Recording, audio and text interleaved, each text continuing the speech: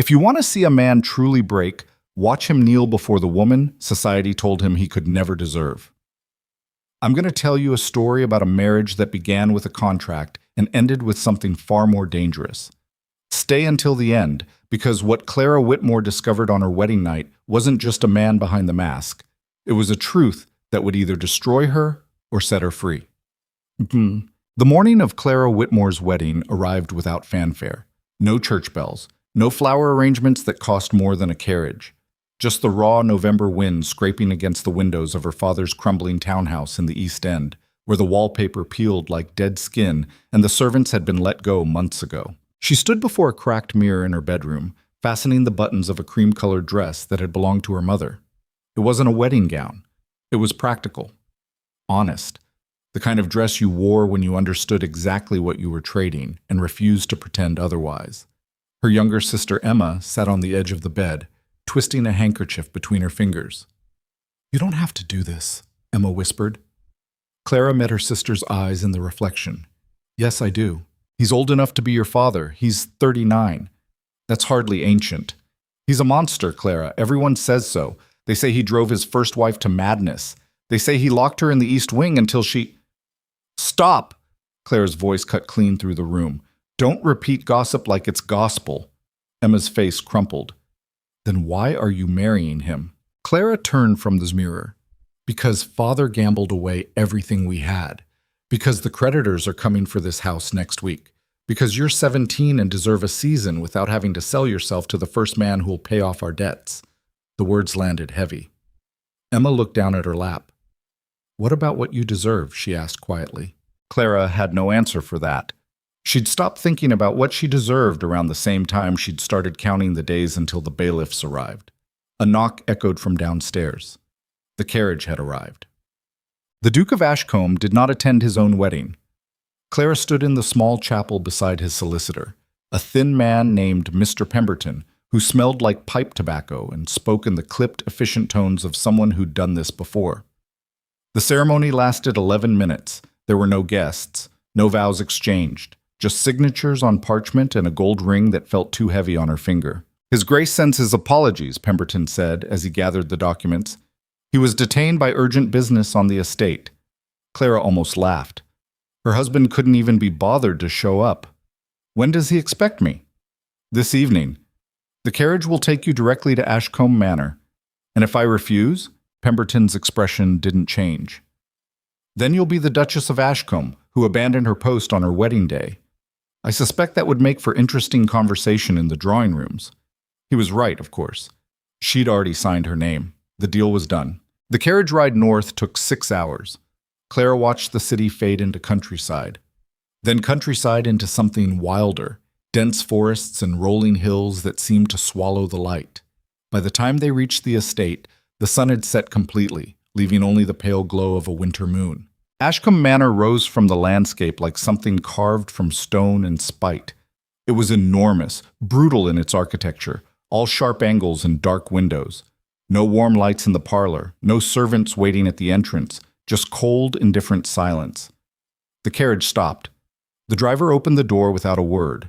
Clara stepped out into the freezing air and felt the weight of the place settle over her like a shroud. The front door opened. A woman appeared, tall, severe, dressed in black. The housekeeper. "Mrs. Dalton," the woman said, "follow me." Clara followed her through hallways that echoed with each footstep, past portraits of stern-faced ancestors who seemed to judge her for breathing. The house smelled like old wood and something else. Grief, maybe, or just the particular scent of a place where joy had been absent for too long. They stopped outside a set of double doors. "The Duke's study," Mrs. Dalton said. "He's expecting you." Then she left. No instructions, no encouragement, just the sound of her footsteps disappearing down the corridor. Clara stood alone in the hallway, staring at those doors. On the other side was the man she'd married, the man she'd never met, the man the entire world called a tyrant. She pushed the doors open. Hush! Leonard Ashcombe stood with his back to her, staring into the fireplace. He was tall, taller than she'd expected, with broad shoulders and dark hair threaded with gray. He didn't turn when she entered, didn't acknowledge her presence at all. The silence stretched. Clara counted to 10, then 20. Finally, she spoke. Your Grace. He turned. The first thing she noticed was his face. Not handsome in the soft, romantic way the poets wrote about. Handsome in the way a cliff face is striking, all hard lines and uncompromising edges. His eyes were dark, almost black in the firelight, and they regarded her with the kind of cold assessment usually reserved for livestock purchases. Miss Whitmore, he said, it's Mrs. Ashcombe now, or Duchess, if you prefer formality. Something flickered across his expression. Not quite amusement, not quite disdain. You're younger than I expected. I'm 21. Your solicitor had my birth date. Numbers on paper don't translate to reality. He crossed the room to a side table and poured himself a drink. Brandy. He didn't offer her one. You're aware of the terms of our arrangement? I am. Good. Then there won't be any confusion. He took a long swallow. You'll have your own quarters in the West Wing. We'll maintain separate households. You're free to redecorate, hire whatever staff you need, attend whatever social functions you choose. I only require 3 things. First, discretion. Whatever you think of me, you'll keep it to yourself in public. Second, heirs. 2, preferably. After that, you're released from marital obligations. Third, don't ask me about my first wife. The last one landed like a blade. Clara held his gaze. And what do I get in return? Everything you asked for, your father's debts erased, your sister's dowry secured, a title, wealth, security, just not a husband. His jaw tightened. You knew what you were agreeing to. I did, but I didn't expect to be treated like a piece of furniture. Then you had unrealistic expectations. The words were meant to cut. They did. But Clara had spent the last 3 years watching her father drink himself into oblivion and her mother waste away from illness. She'd buried one parent and managed the other's slow collapse. She wasn't easily intimidated. She took a step closer. Let me be clear, Your Grace. I didn't marry you for love. I'm not some naive girl expecting roses and poetry. But I also didn't marry you to be ignored. If you want discretion and heirs, fine. But you'll treat me with the basic respect you'd offer a stranger on the street. Otherwise, this arrangement ends badly for both of us. Leonard stared at her. For a long moment, she thought he might throw her out, tell her to pack her things and leave. Instead, he set down his glass. You have more spine than I gave you credit for. I'll take that as a compliment. It wasn't meant as one. He moved past her toward the door. Mrs. Dalton will show you to your rooms. We'll discuss household matters in the morning. He was halfway into the hall when Clara spoke again. Why did you marry me? He stopped. Didn't turn around. Because I needed a wife, and you needed money. It's not complicated. Then why not marry someone from your own circle? Someone who already knows how to play these games. Because they all knew my first wife. And I'm tired of seeing her ghost in every drawing room. The admission hung in the air like smoke. Before Clara could respond, he was gone. Tots. Her rooms were beautiful. That was the worst part. They'd clearly been prepared with care. Fresh flowers on the vanity, a fire already burning in the hearth, silk drapes in deep emerald green. The bed was enormous, draped in blankets that looked softer than anything she'd ever owned. There was even a writing desk by the window, stocked with fresh paper and ink. It was a gilded cage designed by someone who understood exactly what kind of cage she'd agreed to inhabit. Clara sat on the edge of the bed and let the reality of it settle over her. This was her life now. This cold house. This distant man. This transaction masquerading as marriage. She didn't cry. She'd used up all her tears when her mother died. Instead, she unpacked her single trunk, her mother's dress, a few books, her sister's last letter, and tried to imagine a future where this felt like home. A knock at the door startled her. Come in. Mrs. Dalton entered carrying a tray. I've brought you tea and something to eat. You've had a long journey. Thank you. The housekeeper set the tray on the desk, then turned to leave. Mrs. Dalton? The woman paused. How long have you worked here? 23 years, since before the Duke inherited the title. Then you knew his first wife. Mrs. Dalton's expression closed like a door. I knew her. What was she like? A long silence, then, fragile, beautiful, completely unsuited for this life. And him? What's he like when there's no one watching? The housekeeper's eyes softened, just barely. Lonely, she said. So lonely it's turned him to stone. Then she was gone. Clara sat alone with her tea, staring into the fire, trying to reconcile the man downstairs with the one Mrs. Dalton described. She didn't see Leonard for 3 days. The house operated around her like a machine. Servants appeared and disappeared without sound. Meals were delivered to her rooms on schedule. Mrs. Dalton provided updates on household matters, guest lists for upcoming events, budgets for renovations, schedules for staff. Clara was treated like a duchess in every practical sense, but she was utterly, completely alone. On the 4th morning, she decided she was done waiting. She found him in the stables. He was grooming a black stallion, his jacket discarded, sleeves rolled up to reveal forearms roped with muscle. He worked with steady, practiced movements, and for the first time since she'd arrived, he looked almost at peace. Clara stood in the doorway, watching. "If you're here to complain about the accommodations," he said without looking up, "you'll find Mrs. Dalton more sympathetic. I'm here because my husband has been avoiding me for 3 days. I've been managing the estate. You've been hiding." His hand stilled on the brush. "Excuse me?" Clara stepped into the stable. "You made it very clear that this is a business arrangement." "Fine. But even business partners communicate. I've been sitting in that house like a ghost while you pretend I don't exist." Leonard turned to face her fully. "What exactly do you want from me? I want to know what I'm supposed to do here. I want to know if I'm expected to host dinners, or attend events, or sit quietly in my room until you need an heir. I want to know if you plan to acknowledge my existence in public, or if I'm some dirty secret you're ashamed of." Her voice had risen. She hadn't meant for it to, but the isolation of the past few days had cracked something open. Leonard set down the brush. "You're not a secret. You're my wife. Then act like it." "What does that mean?" "It means stop treating me like I'm made of glass. Stop assuming I'll break if you speak to me directly. I didn't come here expecting romance, but I also didn't come here to be erased." The stallion shifted in the stall, uneasy with the tension. Leonard exhaled slowly. "You're right. I've been unfair." Clara blinked. She hadn't expected that. "I don't know how to do this," he continued. "The marriage, the proximity. I spent 5 years alone after Margaret died, and I got used to it. Too used to it. Margaret. His first wife. The name landed heavy between them. What happened to her? Leonard's expression shuddered. "I told you not to ask about that. And I told you I'm not a piece of furniture. If we're going to live in the same house, I deserve to know what ghosts I'm competing with. You're not competing with anyone. Then why does it feel like I am?" He looked at her for a long moment. Then he turned back to the horse. "She was sick," he said quietly. "In her mind. It started small, melancholy, sleeplessness. But it got worse. She started seeing things that weren't there, hearing voices. She'd lock herself in her rooms for days. The doctors tried everything. Laudanum, bloodletting, prayer. Nothing worked. His voice was flat, clinical, like he was reciting facts from a ledger. The night she died, she walked out onto the roof during a storm.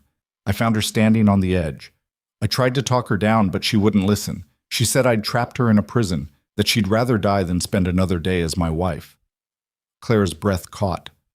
"I reached for her," Leonard continued. She stepped back, and then she was gone. The silence that followed was suffocating. "I'm sorry," Clara whispered. "Don't be." He picked up the brush again, resuming his work. "It wasn't your fault. Do people blame you? Of course they do. A young woman dies under mysterious circumstances, and her husband is the obvious villain. The fact that I didn't attend social functions or remarry only confirmed their suspicions. Leonard Ashcombe, the tyrant who drove his wife to suicide. Is that what happened?" "No." He met her eyes. "I failed her, but I didn't kill her." Clara believed him. She didn't know why, but she did. "Why did you marry me then, if you knew what people would say?" "Because I'm tired of ghosts. And because you didn't look at me like I was a monster when we signed those papers. You looked at me like I was just a man making a deal. It was the first honest thing I'd experienced in years." The confession settled between them like new snow. Clara took a breath. "I'm not her. I'm not fragile. I won't break." "I know. Then stop trying to protect me from yourself." Leonard studied her, something shifting in his expression.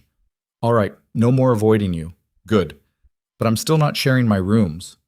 Clara almost smiled. I didn't ask you to. Things changed after that. Slowly, but they changed. Leonard started joining her for dinner. They didn't talk much at first, just the necessary pleasantries, discussions of estate business, brief updates on upcoming social obligations.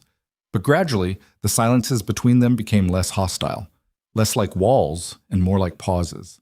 2 weeks after her arrival, they attended their first public event together, a ball hosted by the Earl of Wentworth. Clara had dreaded it. She knew what the gossip would be: the young gold digger and the grieving widower, the fortune hunter who'd trapped a duke. She was right. The moment they entered the ballroom, the whispers started. Women hid behind their fans, eyes sharp with judgment. Men smirked knowingly, like they'd already written the ending to her story. Leonard felt her tense beside him. Ignore them, he murmured. Easy for you to say. They're not calling you a whore. His hand tightened on her arm. If anyone speaks to you that way, tell me their name. And what will you do? Challenge them to a duel? If necessary. She looked up at him, startled. He wasn't joking. They made it through the receiving line. Champagne appeared in their hands. The orchestra played something light and forgettable. And then Lady Pemberton approached, a woman in her 50s with a smile like a knife. Your Grace, she cooed, how lovely to see you out in society again, and this must be your new bride. The Duchess of Ashcombe, Leonard said evenly. Of course. Lady Pemberton turned to Clara, her eyes scanning her dress, her jewelry, cataloging every detail. How are you finding Ashcombe Manor, my dear? I imagine it's quite a change from wherever it is you came from. The insult was barely veiled. Clara smiled. It's certainly larger than what I'm used to, but I'm managing. It helps that my husband has been so patient with me. Lady Pemberton's smile tightened. I'm sure he has. Though I must say the manor has been terribly quiet since Margaret passed. She was such a vibrant presence, always hosting the most wonderful gatherings. Margaret wouldn't have lasted an hour in your company, Leonard said coldly. She had standards. The words cut clean through the room. Lady Pemberton's face went red. Excuse me? You heard me. Now, if you'll excuse us, my wife and I have better places to be. He steered Clara away before she could respond. They made it to the terrace before Clara let out the breath she'd been holding. You didn't have to do that. Yes, I did. She'll spread that story all over London. Good. Let her. Leonard turned to face her. I meant what I said earlier. If anyone disrespects you, I'll hear about it. Why? Because you're my wife. That means something. It was the first time he'd said it like he meant it. The winter deepened. Snow came early that year, blanketing the estate in white silence. Clara found herself falling into the rhythms of the house. Morning walks through the garden, afternoons in the library, evenings by the fire in the drawing room where Leonard would read while she wrote letters to Emma. They weren't friends. Not yet. But they weren't strangers anymore either. One night, Clara came downstairs late, unable to sleep. She found Leonard in the study, bent over paperwork, a single lamp burning beside him. You should be in bed, she said from the doorway. So should you. She stepped inside. Can't sleep. Too cold. He frowned. The fires should be lit in your rooms. They are, but the blankets aren't thick enough. Without a word, Leonard stood and crossed to a cabinet. He pulled out a heavy woolen blanket, dark green, well worn, and handed it to her. This was Margaret's. She was always cold too. Clara hesitated. Are you sure? I'm sure. He met her eyes. She'd want you to use it. She took the blanket, feeling the weight of it in her arms. Thank you. Leonard nodded. Then, almost as an afterthought, he added, If you need anything else, tell me. Don't suffer in silence. I won't. She turned to leave, then paused. Leonard? Yes? This arrangement we have, do you regret it? He was quiet for a long moment. Then, no. Do you? Clara thought about it. About the cold house and the cruel whispers and the loneliness that clung to everything like frost. Not yet, she said honestly. Something that might have been a smile crossed his face. Good. That night, wrapped in Margaret's blanket, Clara finally slept soundly, and for the first time since arriving at Ashcombe Manor, she didn't dream of leaving. But in the east wing of the house, In rooms that had been locked since Margaret's death, something stirred. A door that should have been sealed creaked open, and in the morning, Clara would wake to find a single white rose on her pillow, tied with black ribbon. The same flowers that had been placed on Margaret's grave the day she died. Clara stared at the white rose on her pillow like it was a serpent coiled to strike. The black ribbon gleamed in the morning light. Fresh petals. No dust. Someone had been in her room while she slept, close enough to hear her breathing, close enough to touch her face if they'd wanted to. She picked it up with shaking fingers. The stem had been cut clean, professional. This wasn't some servant's mistake or a piece of old decor that had fallen from a shelf. This was deliberate. Her door had been locked. She'd checked it twice before bed, the way she'd checked every door since arriving at this house. Clara dressed quickly, her fingers clumsy on the buttons. She wrapped Margaret's blanket around her shoulders, some part of her still seeking comfort in the dead woman's things, and went to find Leonard. She found him in the breakfast room, reading correspondence over black coffee. He looked up when she entered, and whatever he saw in her face made him set down his cup immediately. What happened? It wasn't a question. It was a command for information. Clara placed the rose on the table between them. Leonard went very still. The kind of still that predators go before they attack. Where did you find this? On my pillow. This morning. My door was locked. His jaw tightened. Are you certain? I checked it twice. Someone was in my room while I was sleeping. Leonard stood, the chair scraping loud against the floor. He crossed to the servant's bell and rang it hard enough that Clara heard the echo through the house. Mrs. Dalton appeared within seconds, her face carefully neutral. Your Grace. Who has keys to the Duchess's chambers? Only myself and the head housemaid, Your Grace, as per your instructions. And where were you last night between midnight and dawn? In my quarters. I retired at 11 and didn't leave until 6 this morning to oversee breakfast preparations. The head housemaid? Mrs. Dalton's expression flickered. Sarah's been with us for 8 years, Your Grace. She's never... I didn't ask for character references. Where was she? A pause. In the servants' wing. She shares a room with 2 of the kitchen girls. They can confirm she didn't leave. Leonard picked up the rose. Someone entered my wife's room while she slept and left this on her pillow. I want every servant in this house questioned. I want to know who had access to the East Wing last night, and I want the locks on the Duchess's doors changed immediately. The East Wing. The words landed heavy. That was where Margaret had lived, where she'd died. Mrs. Dalton's face paled. Your Grace, the East Wing has been sealed for 5 years. No one goes there. Then explain this. He held up the rose. The black ribbon caught the light. Mrs. Dalton said nothing, but Clara saw something flicker across her expression. Not confusion, recognition. You've seen this before, Clara said quietly. The housekeeper's silence was answer enough. Leonard's voice went cold. Mrs. Dalton, if you know something, speak now. The older woman's hands twisted in her apron. The night before Lady Margaret died, she received flowers just like this. White roses with black ribbons. They appeared in her rooms for 3 days straight. She became convinced someone was trying to drive her mad. She stopped sleeping, stopped eating, and then... She didn't finish. She didn't need to. Leonard's expression was carved from ice. Who sent them? We never found out. The staff was questioned, but no one admitted to it. Lady Margaret was already fragile by then. The doctors said it was just another symptom of her condition. Paranoia. Delusions. Clara's stomach turned. And you didn't think to mention this when I arrived? Mrs. Dalton looked at her directly for the first time. I thought the past was buried, Your Grace. I didn't think it would follow you, but it has, Leonard said flatly. Which means someone in this house wants my wife to know she's not safe here. He turned to Clara. Pack a bag. You're not sleeping in those rooms tonight. Where am I supposed to go? My chambers. Until we find out who's doing this, you stay where I can see you. Clara wanted to argue, wanted to insist she wasn't some fragile thing that needed protecting. But the memory of waking to find that rose inches from her face killed the protest before it formed. Fine. Leonard looked at Mrs. Dalton. I want a list of every person who's entered this house in the last month. Guests, tradesmen, everyone.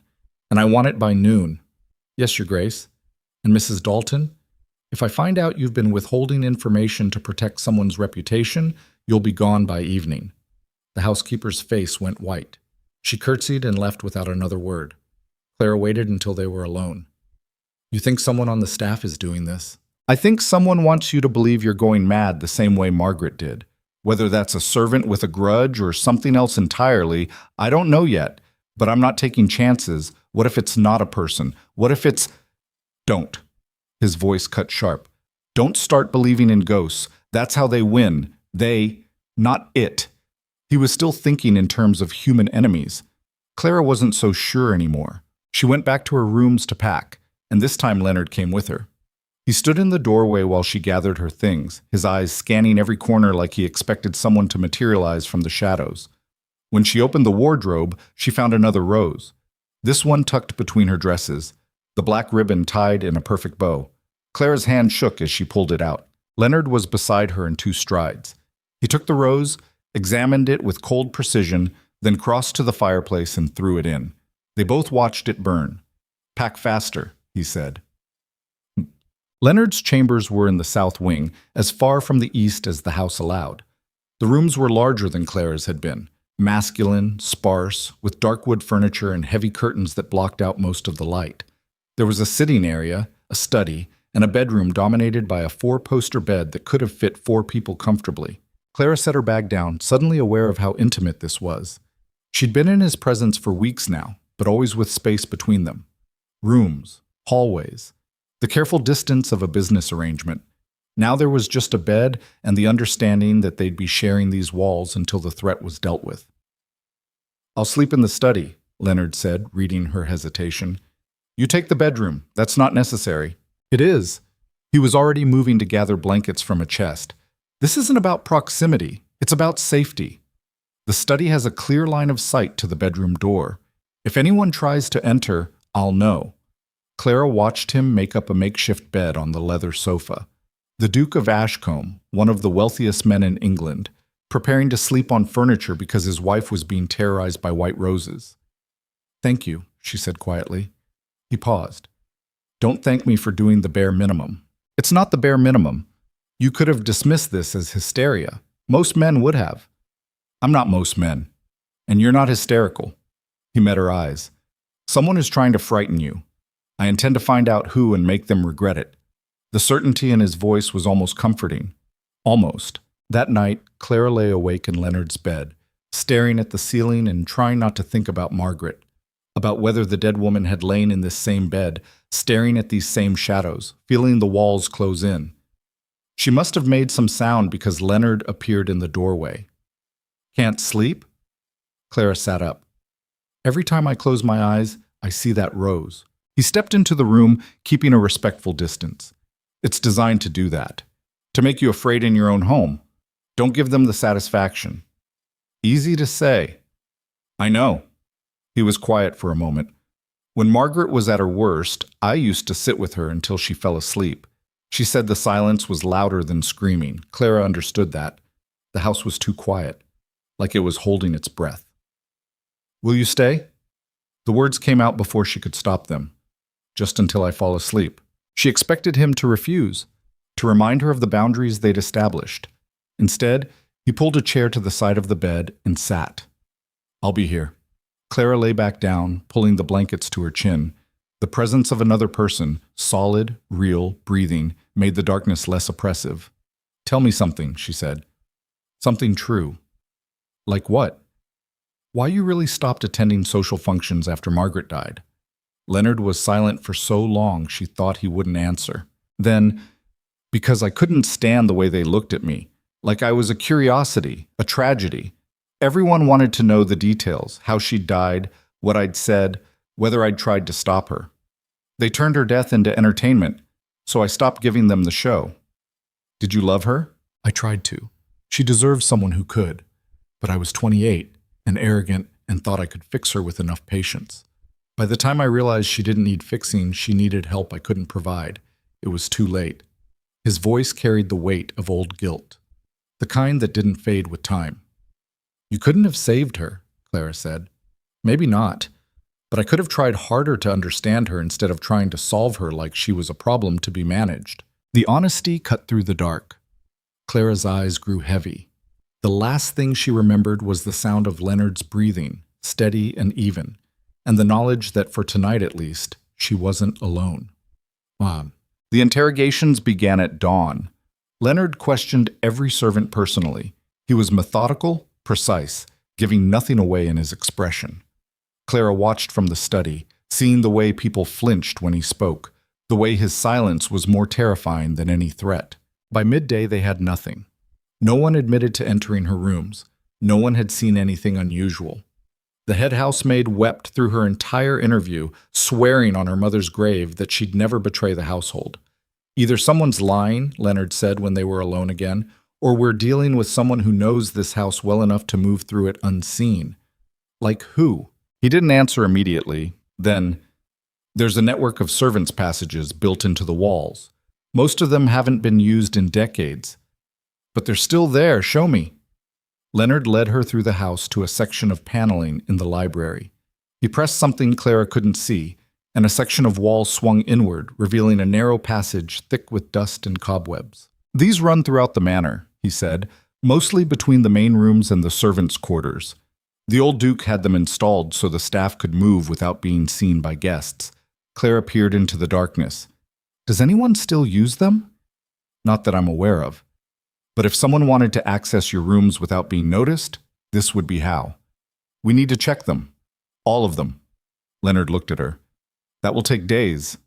Then we start now. They did. Armed with lamps and a crude map Leonard sketched from memory, they began exploring the passages. The air inside was stale, heavy with the scent of old wood and decay. Their footsteps echoed strangely, like the walls were listening. Most passages were empty, dust thick enough to show that no one had walked there in years.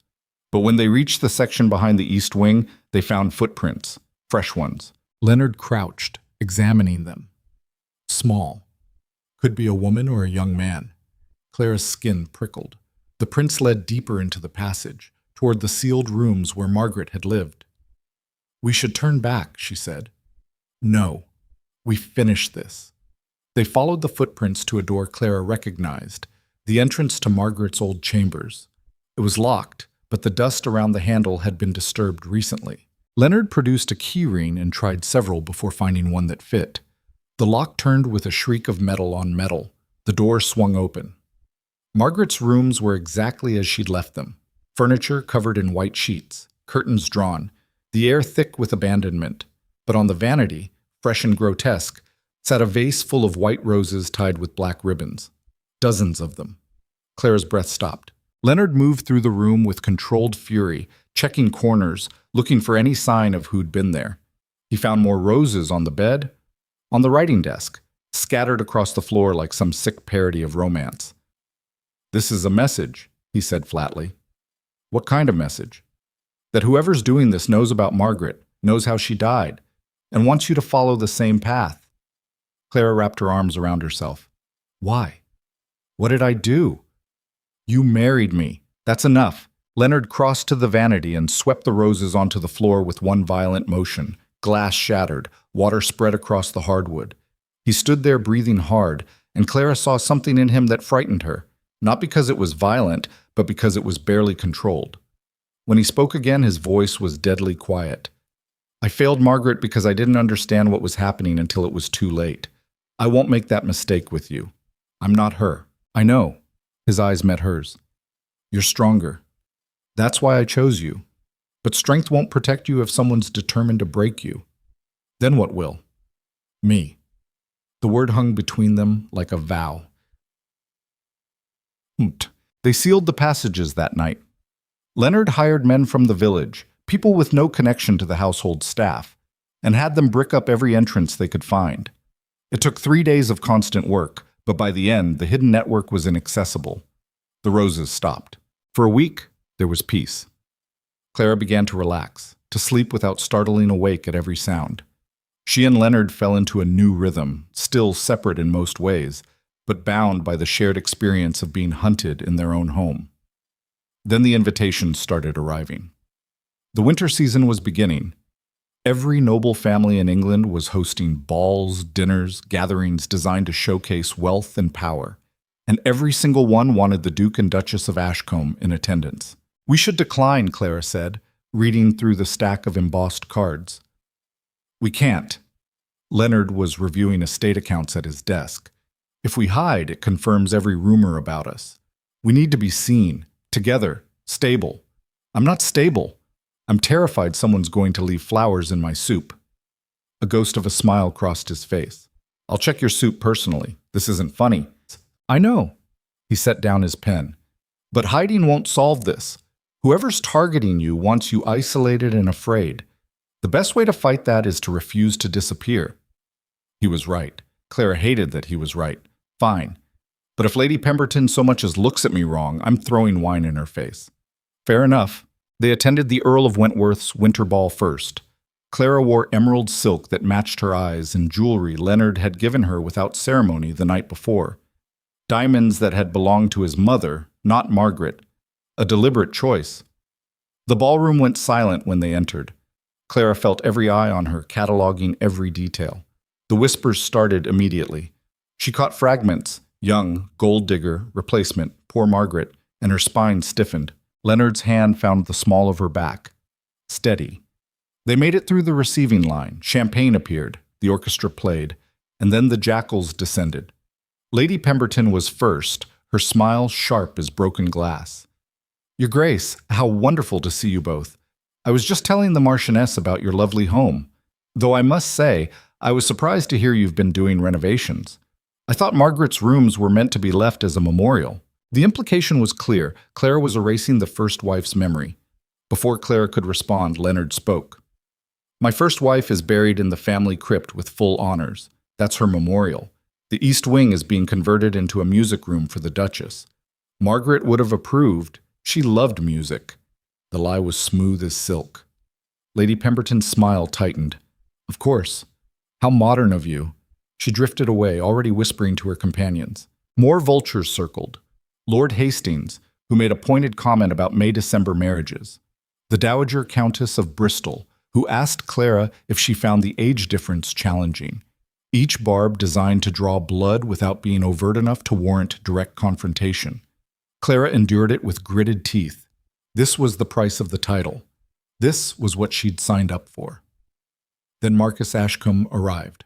Leonard's cousin was younger than the Duke by 5 years, handsome in a soft, forgettable way.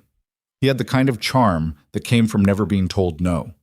He crossed the ballroom with the confidence of someone who believed he belonged everywhere. Leonard, he called out warmly, and this must be your beautiful bride. He took Clara's hand and kissed it before she could pull away. Leonard's expression went flat. Marcus. Cousin? Marcus grinned. I was devastated to miss the wedding. Business in France, you understand. But I'm here now, and I must say, the rumors don't do her justice. What rumors? Clara asked coolly. That my cousin married a fortune hunter young enough to be his daughter. Marcus's smile never wavered. But I can see now you're much more than that. You must be very clever. The insult was wrapped in compliment. Clara felt Leonard tense beside her. My wife is extremely clever, Leonard said quietly. Clever enough to recognize false flattery. Marcus laughed. Always so serious, cousin. I meant no offense. I'm simply delighted to see you happy again after poor Margaret's tragic end. He said her name like a weapon. Clara saw the muscle jump in Leonard's jaw, saw his hands flex at his sides. This was deliberate provocation. Margaret's death was a tragedy, Clara said before Leonard could respond. But I'm not interested in discussing my husband's first marriage with someone I just met. Marcus's eyes glittered. Of course. Forgive me. It's just that Margaret and I were quite close before she married Leonard. I suppose I still feel protective of her memory. The implication was poisonous. That Marcus had been more than a friend to Margaret, that Leonard had stolen her, that Clara was repeating history. Leonard moved so fast Clara almost didn't see it. One moment Marcus was standing there smiling. The next, Leonard had him by the arm, gripped tight enough to leave marks. Walk with me, Leonard said. It wasn't a request. He steered Marcus toward the terrace before the man could protest. Clara started to follow, but Mrs. Dalton appeared at her elbow. The housekeeper had accompanied them as a chaperone and gently held her back. Let him handle this, Your Grace. What's Marcus doing? Making trouble. It's what he does best. Through the terrace doors, Clara watched the two men face off. She couldn't hear the words, but she saw Leonard's body language. Controlled fury barely leashed. Saw Marcus smirk and say something that made Leonard's fist clench. Then Leonard leaned in close and spoke directly into Marcus's ear. Whatever he said made the color drain from his cousin's face. Marcus left the ball 10 minutes later without saying goodbye to anyone. When Leonard returned, his expression was carved from ice. "What did you say to him?" Clara asked. "That if he ever speaks Margaret's name in your presence again, I'll ruin him so thoroughly he'll wish he'd never been born." Clara believed him. They left the ball early. The carriage ride home was silent, tense. Clara watched Leonard stare out the window, his jaw tight, and recognized the signs of a man barely holding himself together. When they arrived at the manor, he went straight to his study and poured himself a drink. Then another. Clara followed him.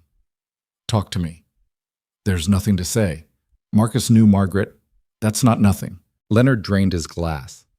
Everyone knew Margaret. She was beautiful and tragic and exactly the kind of woman men write poetry about, Marcus included. Were they lovers? The question landed heavy. No. Leonard set down the glass with careful precision. But he wanted to be. He made that very clear before we married. I ignored him. Margaret ignored him. So he spent 5 years nursing a grudge and waiting for an opportunity to twist the knife. And tonight, he found one. Tonight, he found you. Leonard turned to face her. He knows exactly what buttons to push. He'll spread rumors that our marriage is a mockery of what I had with Margaret, that you're a poor replacement, that I'm dishonoring her memory by being with you. Let him talk. It's not that simple. Leonard's voice was tired. Marcus has influence, money, friends in Parliament. If he decides to make you his target, he can make your life hell. Then we make his life hell first. Leonard looked at her sharply. Clara stepped closer. You said whoever's doing this wants me isolated and afraid.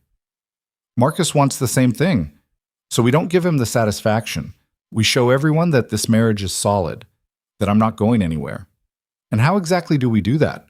We stop pretending this is just a business arrangement. We make it look like a real marriage. The words hung between them. Leonard studied her face. You're suggesting we lie. I'm suggesting we adapt. You said I was clever. Let me be clever.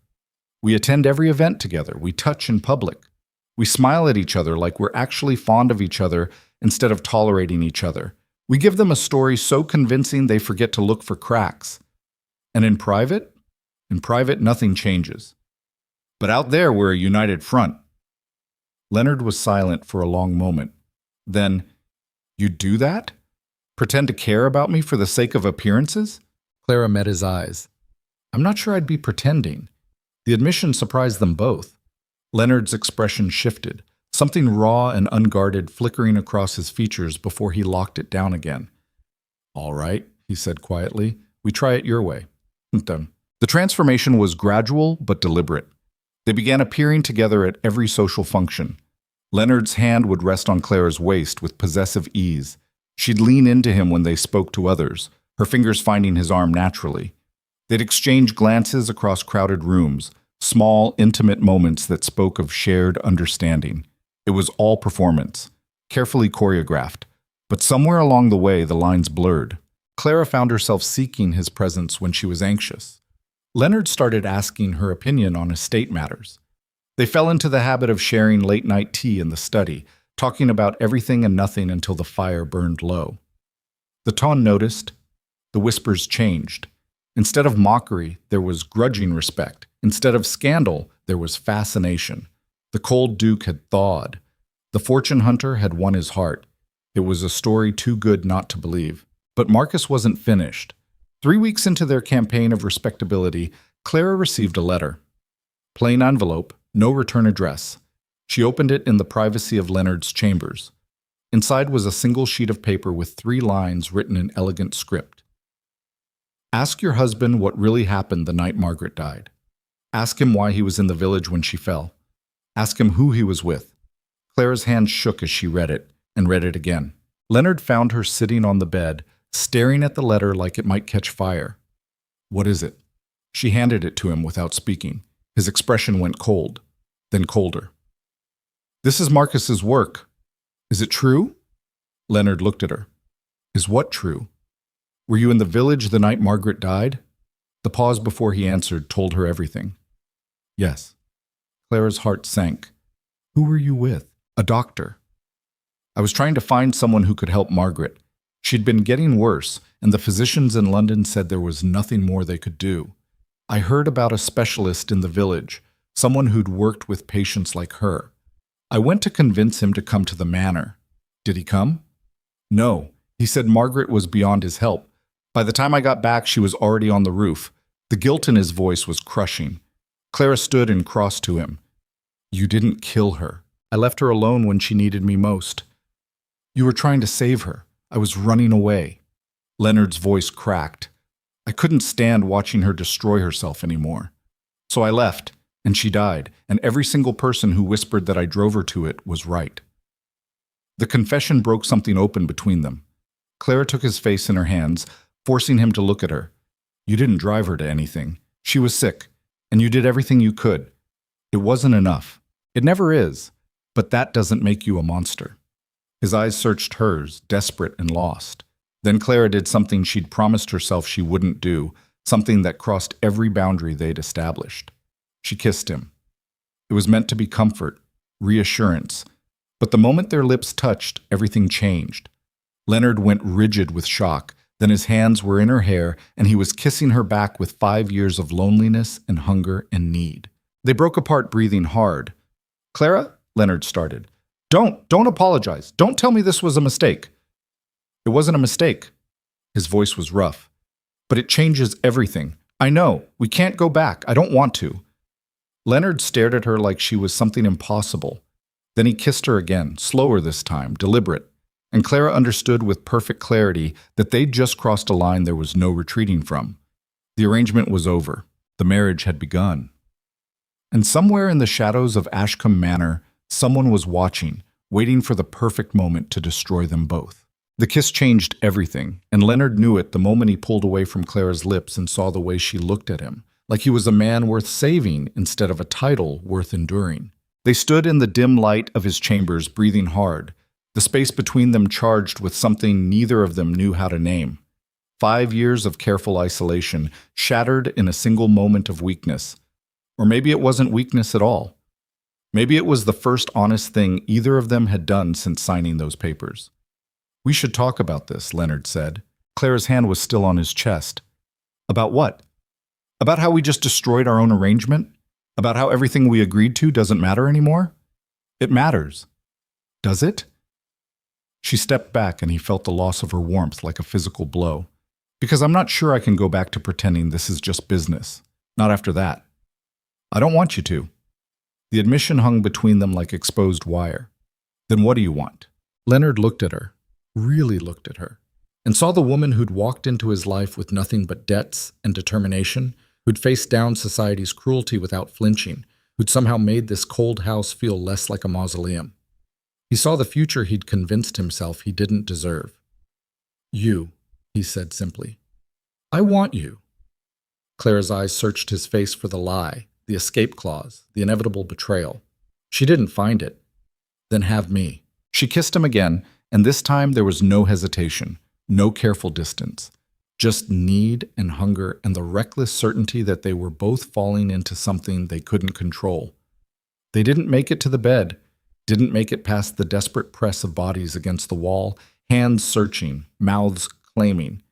And when Leonard finally carried her to the mattress, it wasn't the clinical transaction they'd agreed to. It was messy and real and terrifyingly intimate. Afterward, they lay tangled in sheets, Clara's head on his chest, his fingers tracing patterns on her shoulder. The fire had burned low. Outside, snow had started to fall. What happens now? Clara whispered. Now we deal with Marcus. And whoever else wants to destroy us.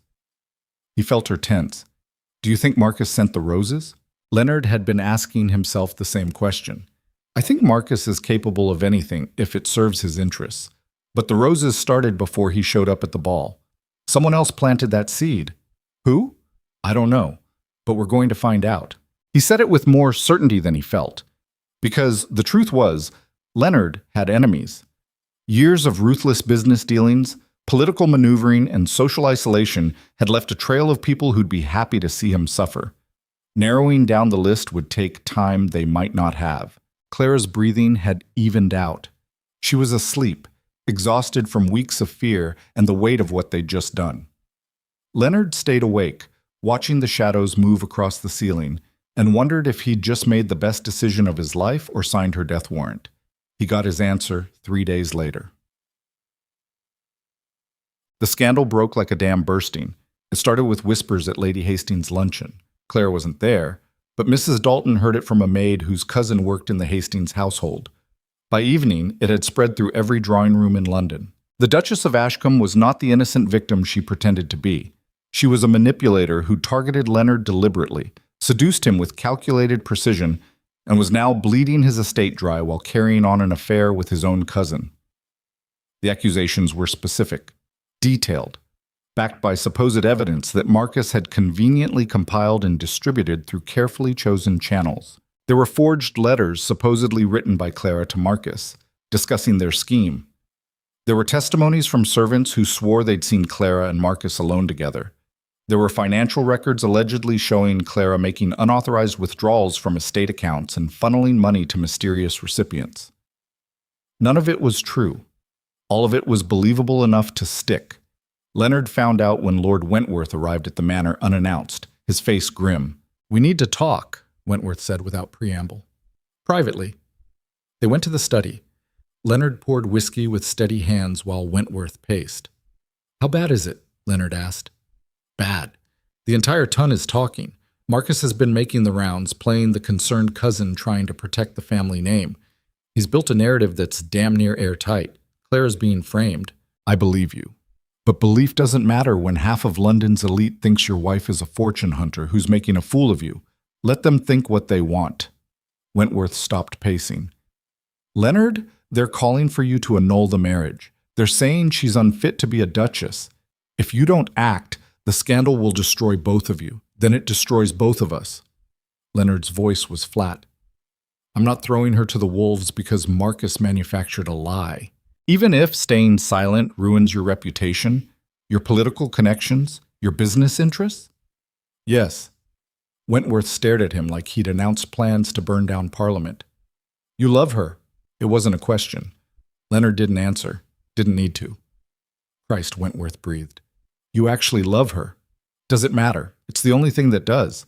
Because if you're willing to burn everything for Hagher, you need to make damn sure she's worth the ashes. She is." Wentworth shook his head slowly. "Then you'd better have a plan, because Marcus isn't going to stop until one of you is destroyed." After Wentworth left, Leonard sat alone in the study and felt the weight of every choice he'd made since Margaret's death pressing down like stone. He'd spent 5 years building walls, and Clara had dismantled them in weeks. Now those walls were gone, and he was exposed in ways that terrified him. He found Clara in his library reading, or pretending to read. Her hands were shaking too much to turn the pages. "You've heard," she said without looking up. Leonard sat beside her. "Every word." "Then you know what they're saying, that I'm a whore, a thief, a liar. I know what Marcus is saying." She finally met his eyes. "Will you believe him?" The question gutted him, that she even had to ask, that 5 years of his own paranoia and isolation had created a world where she couldn't trust his faith in her, was a failure he'd carry forever. "No," he said, "I won't." "Why not?" "The evidence is convincing. Everyone else believes it." "Because I know you." Leonard took her hand. "I know how you take your tea. I know you write to your sister every Sunday. I know you hate small talk and love thunderstorms, and you're terrified of horses, but you'd never admit it. I know you, Clara, and I know this is Marcus's poison, not your truth." Her eyes filled. "What if knowing me isn't enough? What if they force you to choose?" "Then I choose you." The words came easy, too easy, like they'd been waiting years to be spoken. Clara's breath hitched. "You'd sacrifice everything?" "I'd sacrifice anything." He meant it, and that terrified him more than any scandal ever could. Because Leonard Ashcombe had spent his entire adult life in control of his estate, his emotions, his future. Now he was handing that control to a woman he'd married for convenience and was keeping because he couldn't imagine breathing without her. Somewhere in the house, a clock chimed. The sound echoed through empty hallways like a countdown. "We need proof," Clara said, her voice steadier now. "Proof that Marcus is lying. He'll have covered his tracks. Then we find where he slipped. Nobody's that careful." Leonard studied her face and saw the steel beneath the fear. This was the woman who'd walked into his house with nothing and demanded respect, who'd faced down society's cruelty and refused to break, who was even now planning their counterattack instead of collapsing under the weight of false accusations.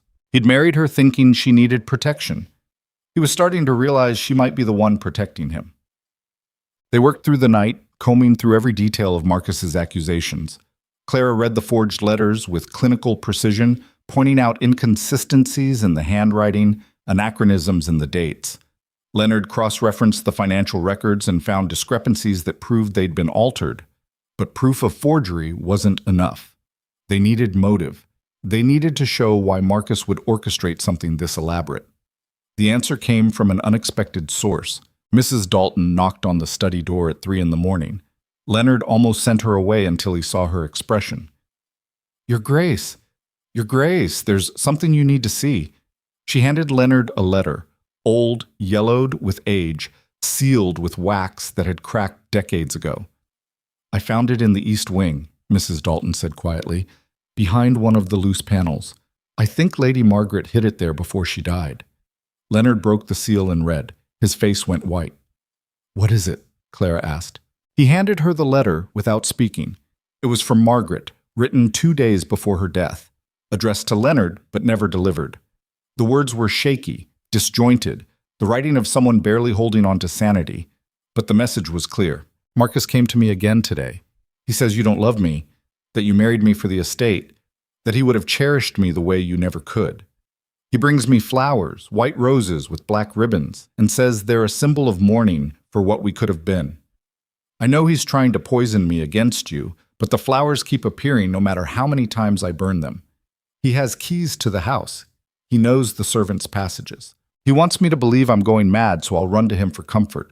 I won't give him the satisfaction. But Leonard, I'm so tired.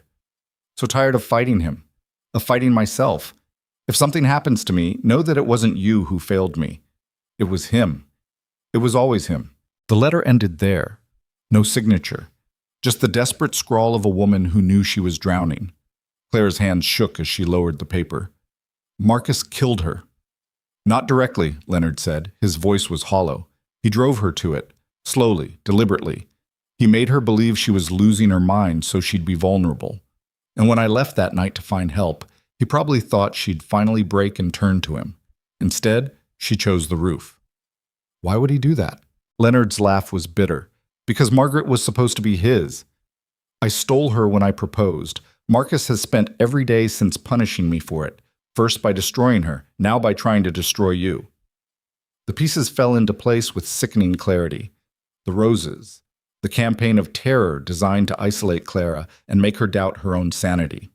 The public accusations meant to turn Leonard against her. It was the same playbook Marcus had used on Margaret, refined and weaponized. "We have to take this to the authorities," Clara said. "It won't matter." Leonard set the letter down carefully, like it might disintegrate. "This is Margaret's word against a dead man's reputation. There's no concrete proof Marcus did anything criminal, just a letter from a woman everyone believed was mad. Then we make him confess." "How?" Clara's eyes were hard. "We give him what he wants. We make him think he's won." The plan was simple in concept, brutal in execution. They would stage a public confrontation. Leonard would announce his intention to annul the marriage, citing Clara's supposed infidelity with Marcus. He would play the cuckolded husband, the man driven to extremes by betrayal. And when Marcus came to gloat, because he would come, he wouldn't be able to resist. They would be ready. Clara hated every second of it, hated the way Leonard had to look at her with cold disgust in front of witnesses. Hated the whispers that followed her through the Ashcombe estate. Hated the performance of humiliation that Marcus's lies had forced them into. But she endured it, because the alternative was letting him win. The confrontation happened at the Duke of Richmond's ball, the social event of the season. Leonard made his announcement in front of 300 guests, his voice carrying across the ballroom like a death sentence. "I have come to inform society that I intend to seek an annulment of my marriage to Clara Whitmore on grounds of infidelity and deception. The evidence against her is irrefutable. She has dishonored my name and betrayed my trust. Effective immediately, she is no longer welcome in my household or under my protection." The ballroom erupted. Women gasped. Men muttered. Clara stood frozen in the center of it all, playing her part, the shamed wife caught in her crimes. And Marcus, standing near the back, smiled. He approached Leonard with false sympathy painted across his features. "Cousin, I'm so sorry. If I'd known sooner—" "You knew exactly what you were doing," Leonard said quietly, but his tone wasn't accusatory. It was resigned, defeated. Marcus's smile widened. "I tried to warn you, but you wouldn't listen. You never do." "Where are you staying tonight?" Leonard asked suddenly. The question caught Marcus off guard. "What? You're in London for the season." "Where are you staying?" "The Langham." "Why?" Leonard glanced at Clara, still standing alone, surrounded by hostile stares. "Meet me there in an hour. We need to discuss what happens next. Settlements. Discretion. How to manage this disaster." Marcus's eyes gleamed. "Of course, whatever you need." He left the ball victorious, practically glowing. Clara waited until he was gone before approaching Leonard. "Will he take the bait?" "He already has." Leonard's voice was tight. "Now we spring the trap."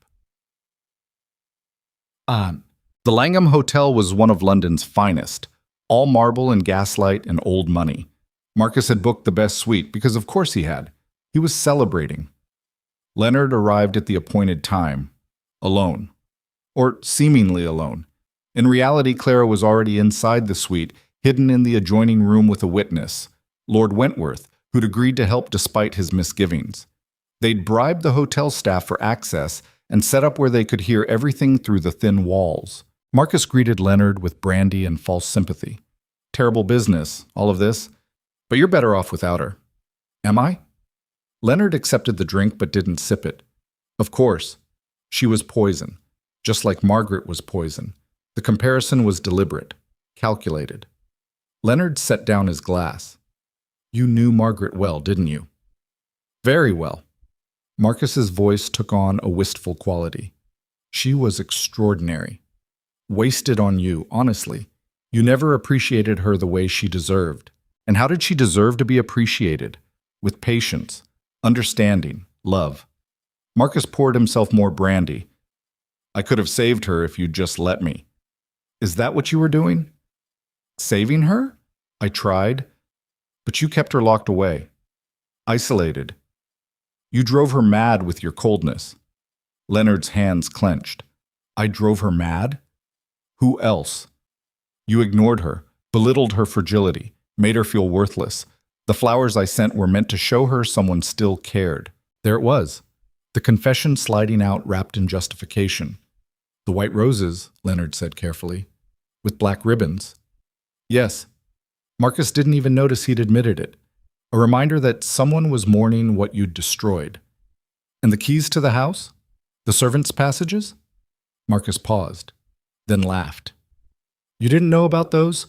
I had copies made years ago when Father was still alive. Easy to move through that mausoleum unseen when you know the right paths." In the adjoining room, Clara heard Wentworth's sharp intake of breath. This was enough. This was confession. But Leonard wasn't done. "Margaret left a letter," he said quietly, "before she died." Marcus went very still. "What letter?" "One where she explained everything you did to her, how you tried to convince her I didn't love her, how you made her think she was losing her mind, how you wanted her to run to you for comfort." "That's a lie." "Is it?" Leonard's voice was ice, "because it sounds remarkably similar to what you're doing to Clara. The same roses, the same terror campaign, the same attempt to isolate and control." Marcus's expression shifted. The false sympathy disappeared, replaced by something ugly and raw. "Clara's nothing like Margaret. Margaret was special, delicate, perfect. Clara's just a common girl playing dress-up, and yet you're trying to destroy her the same way. Because she doesn't deserve you." Marcus's voice rose. "Neither of them did. You've never appreciated what you have. You take beautiful things and lock them away until they wither. Margaret died because of you, and Clara would have followed if I hadn't intervened." "Intervened?" "You're driving her toward the same cliff. I'm trying to save her from your poison. By framing her for crimes she didn't commit? By forging letters? By turning society against her? She'll thank me eventually. When she's free of you, she'll understand.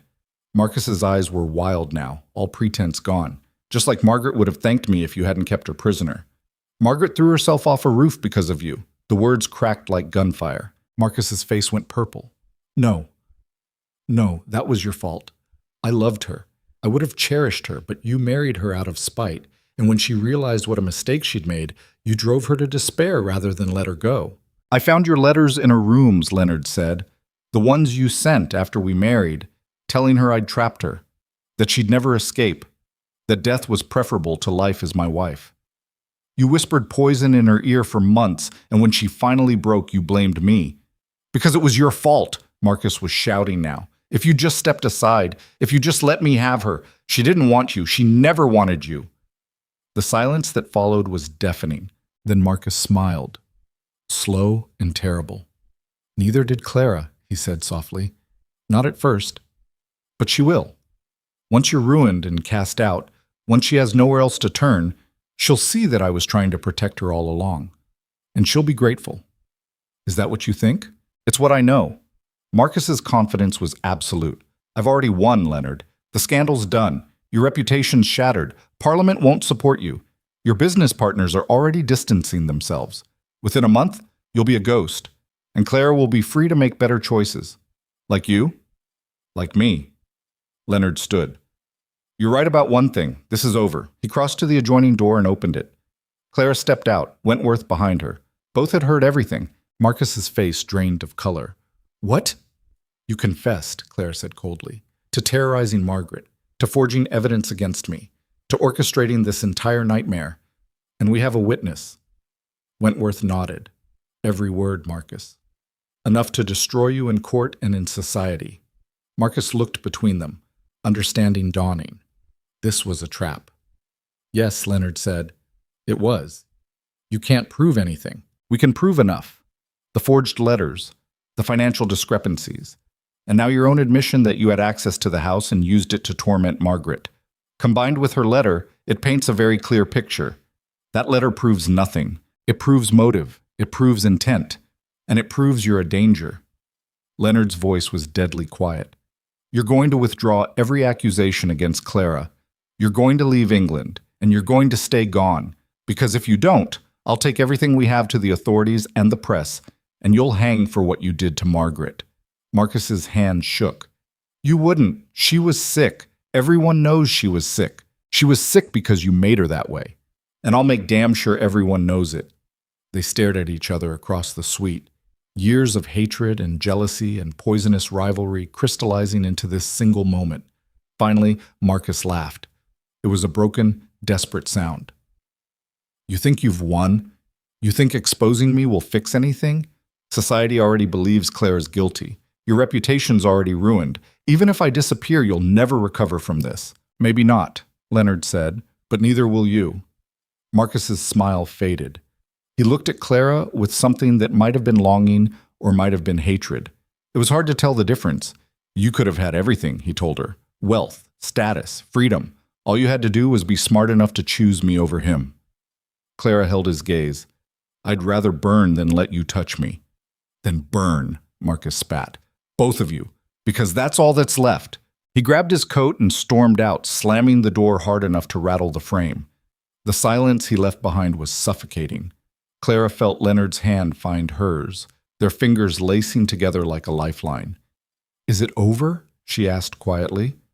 Wentworth shook his head. He's right about one thing. The scandal's already out there. Even with his confession, people will believe what they want to believe. Then we give them something better to believe, Clara said. We show them the truth. All of it. Margaret's letter. Marcus's confession. The evidence of forgery. We make it public before he has a chance to disappear. That will destroy your privacy, Wentworth warned. Everything about your marriage, Margaret's death, Marcus's obsession, it'll all become public consumption. Leonard looked at Clara. Are you willing to endure that? She thought about Margaret, who died alone and terrified because no one had exposed the truth in time. Thought about every other woman who might fall into Marcus's path if they let him slink away into the shadows. Yes, she said. I'm willing. Then we do it together. They left the Langham as dawn broke over London. The city was waking up, unaware that the scandal of the season was about to become something far more dangerous. The truth. The exposé ran in every major newspaper within 48 hours. Leonard had connections in the press, and he used every single one. Margaret's letter was published in full. Wentworth's testimony about Marcus's confession was printed verbatim. The evidence of forgery was laid out in meticulous detail. The ton erupted. Some people called it a calculated manipulation, Leonard trying to save face by throwing his cousin under a carriage. Others called it justice delayed. The arguments raged through drawing rooms and gentlemen's clubs, dividing society into camps. But Clara noticed something shifting. The whispers about her changed. Instead of fortune hunter, she heard brave. Instead of manipulator, she heard survivor. And Marcus, as predicted, fled. He left England 3 days after the story broke, destination unknown. Some said France. Others said America. Claire didn't care as long as he was gone. Leonard found her in the library a week after the exposé ran, staring out the window at snow falling over the estate. "How are you holding up?" he asked. "I don't know." She didn't turn around. "Everything feels different now, like we're living in the aftermath of something we can't take back." "Do you regret it?" "No, but I wish it hadn't been necessary." Leonard moved to stand beside her. His reflection appeared in the glass next to hers. "So do I." They stood in silence, watching the snow blanket the grounds in white. Clara thought about how different this view looked now compared to her first night here, when the manor had felt like a prison and Leonard had felt like a stranger. Now it felt like home, and he felt like the only solid thing in a world that kept trying to break her. "What happens next?" she asked. Leonard took her hand. "We rebuild. We prove Marcus wrong. We show them that we're stronger than scandal. Together?" His fingers tightened around hers. "Always together." Clara finally turned to face him. She saw the exhaustion in his eyes, the weight of everything they'd endured. But she also saw something else. Determination. And beneath that, hope. "Then let's start now," she said. But before they could take a single step toward rebuilding, a knock echoed through the library. Mrs. Dalton entered, her face ashen. "Your Grace. Your Graces. There's someone here to see you." "Who?" Mrs. Dalton's voice shook. "Lady Margaret's sister. She's traveled from Scotland, and she says she has proof that Margaret didn't jump from that roof at all." Clara felt the floor tilt beneath her feet. "She says Margaret was pushed, and she knows who did it." Lady Margaret's sister stood in the entrance hall like a ghost summoned from the past. Catherine Pembroke was 43 years old, dressed in travel-worn black, her face carved with the kind of grief that never fully heals. She looked nothing like Margaret. Where the younger sister had been delicate and fair, Catherine was angular and dark. But her eyes held the same haunted quality that Leonard remembered from his first wife's final days. Clara felt Leonard go rigid beside her. His breath had stopped entirely, like someone had reached into his chest and squeezed. "Catherine," he said. His voice was barely above a whisper. The woman's eyes locked onto him with the precision of a blade finding flesh. "Your Grace." Then her gaze shifted to Clara, assessing. "And you must be the new Duchess, the one they're calling a fortune hunter." Clara lifted her chin. "I'm the one they're calling many things, most of them lies." "Good." Catherine's mouth twitched, not quite a smile. "Then you'll understand why I'm here." Mrs. Dalton hovered uncertainly in the doorway. "Shall I prepare a room, Your Grace?" Leonard hadn't moved. His entire body was locked in place, processing the impossibility of this moment. "Yes, the blue room. And bring tea to the drawing room." "I don't want tea," Catherine said flatly. "I want the truth, and I want it now." The drawing room felt too small with the three of them inside. Catherine refused to sit. She paced like something caged, her movements sharp and agitated. Leonard stood by the fireplace, one hand braced against the mantel, like it was the only thing keeping him upright. Clara positioned herself between them, instinctively ready to intervene, though she didn't yet know what battle was about to unfold. "You said Margaret was pushed," Leonard said. His voice was steady, but his knuckles were white. "Explain." Catherine pulled a leather portfolio from her bag and dropped it onto the table with enough force to make Clara flinch. For 5 years, I've been gathering evidence. Statements, witness accounts, medical records. Everything the original investigation ignored because it was easier to call my sister mad than admit someone murdered her. She opened the portfolio. Inside were dozens of documents, letters, photographs, all organized with obsessive precision. The official report said Margaret fell from the East Wing roof during a storm, that she'd been experiencing delusions and paranoia, that she'd refused medical help, that her death was a tragic accident caused by mental instability. Catherine's fingers traced the edge of a photograph. Margaret smiling, young, alive. But there were inconsistencies no one wanted to examine because they implicated people with power. What kind of inconsistencies? Clara asked quietly. Catherine pulled out a medical examiner's report. The injuries didn't match a fall. Margaret had bruising on her wrists and upper arms consistent with being grabbed. Her neck showed signs of strangulation, and there were defensive wounds on her hands. She fought someone before she went over that edge. The room temperature seemed to drop 10 degrees. Leonard's face had gone the color of ash. The examiner ruled it accidental. The examiner was paid to rule it accidental. Catherine's voice was acid. By someone with enough money and influence to make an inconvenient murder disappear. I have bank records showing a transfer of £5,000 to Dr. Harrison 3 days after Margaret's death, delivered personally by your cousin Marcus. Clara felt the pieces click into place like a gun being loaded. Marcus killed her. No. Catherine looked directly at Leonard. Marcus helped cover it up, but he didn't kill her. Then who did? Catherine pulled out another document. A witness statement from a stable hand who'd been dismissed 2 days after Margaret's death and told never to speak of what he'd seen. The paper was yellowed with age, the ink faded, but the words were clear enough. The stable hand saw someone leaving the East Wing the night Margaret died. Someone who wasn't supposed to be there. Someone who climbed down the trellis with blood on their hands and disappeared into the storm. Leonard's breathing had gone shallow. Who? Catherine met his eyes without mercy. Your housekeeper, Mrs. Dalton. The words detonated like a bomb. Clara's mind reeled. Mrs. Dalton, the woman who'd been at Ashcombe for 23 years, who'd shown Clara her rooms on that first night, who'd helped them investigate the roses in the terror campaign, who'd been there through everything. That's impossible, Leonard said. His voice was hoarse. She had no reason. She had every reason. Catherine pulled out a bundle of letters tied with string. These are correspondence between Mrs. Dalton and Margaret from the year before Margaret died. My sister confided in her, told her about Marcus's harassment, about the roses and the keys and the constant fear, and Mrs. Dalton promised to protect her. Then why would she kill her? Because Margaret discovered something she wasn't supposed to know. Catherine laid out the final piece. A journal entry in Margaret's handwriting, dated 3 days before her death. I found Elizabeth in Leonard's study tonight, reading his private correspondence. When I confronted her, she claimed she was cleaning, but I saw the letters in her hands. Financial documents, property deeds, things a housekeeper has no business touching. She looked at me with such hatred. She said I didn't deserve Leonard, that I was weak and useless and destroying everything he'd built. She said if I told him what I'd seen, she'd make sure everyone knew how mad I'd really been. I'm afraid of her, more afraid than I've ever been of Marcus. Elizabeth.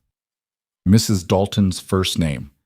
A name Clara had never heard anyone use. Leonard was shaking. Why didn't Margaret tell me? Because she was terrified. Because she thought you'd believe the housekeeper over your unstable wife. Catherine's voice cracked. And she was right to be afraid. 3 days later, she was dead. The implications were staggering. Mrs. Dalton had been in the house this entire time, had served Leonard for 5 years after murdering his first wife, had helped Clara investigate the roses while knowing exactly who was responsible because she'd orchestrated the entire thing, had stood by and watched while Marcus was blamed for crimes she'd committed. Where is she now? Catherine demanded. Where's the woman who killed my sister? Leonard moved toward the door like a man in a nightmare. Clara grabbed his arm. Wait, we need to think about this. There's nothing to think about. His eyes were black with rage. If she killed Margaret, we don't have proof. Just witness statements and circumstantial evidence. If we confront her without a plan, she'll disappear. Then what do you suggest? Clara's mind raced. The roses, the terror campaign. Mrs. Dalton had been helping them investigate, but what if she'd been controlling the entire narrative? Feeding them information, directing their suspicions toward Marcus, keeping them focused on external threats while she moved through the house with impunity. "She's still here," Clara said slowly. "She thinks she's safe. She helped us expose Marcus, probably because he was getting too close to the truth and she needed him gone. But she doesn't know we have this evidence." "So we trap her," Catherine said, "the same way you trapped Marcus." Leonard looked between them. "You want to use Margaret's killer as bait. I want justice." Catherine's voice was steel. "And if that means playing games, then we play." Clara saw the war happening behind Leonard's eyes. The man who'd spent 5 years believing he'd failed Margaret now understood he'd been betrayed by someone he'd trusted completely. Someone who'd slept under his roof, eaten his food, smiled to his face while hiding the blood on her hands.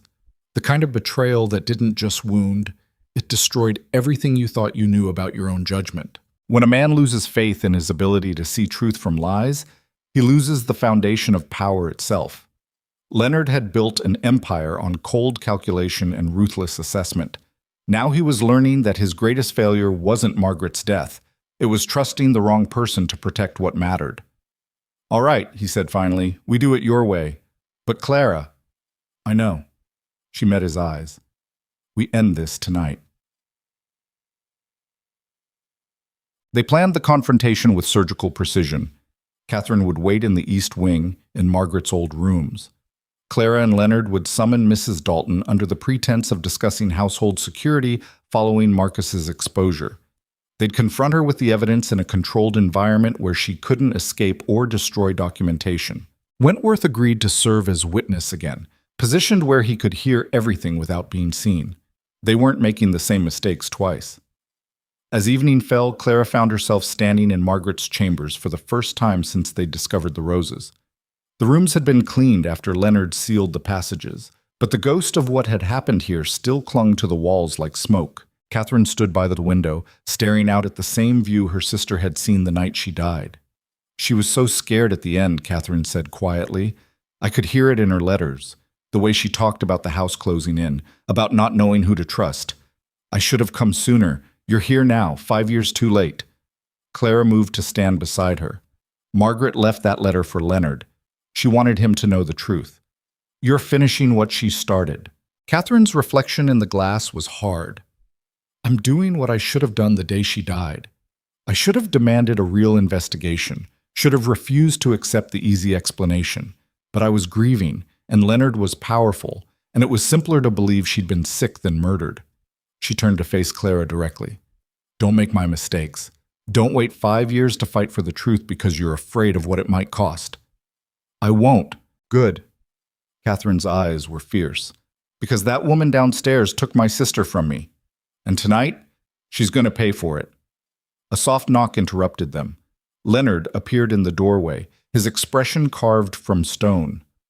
"She's coming."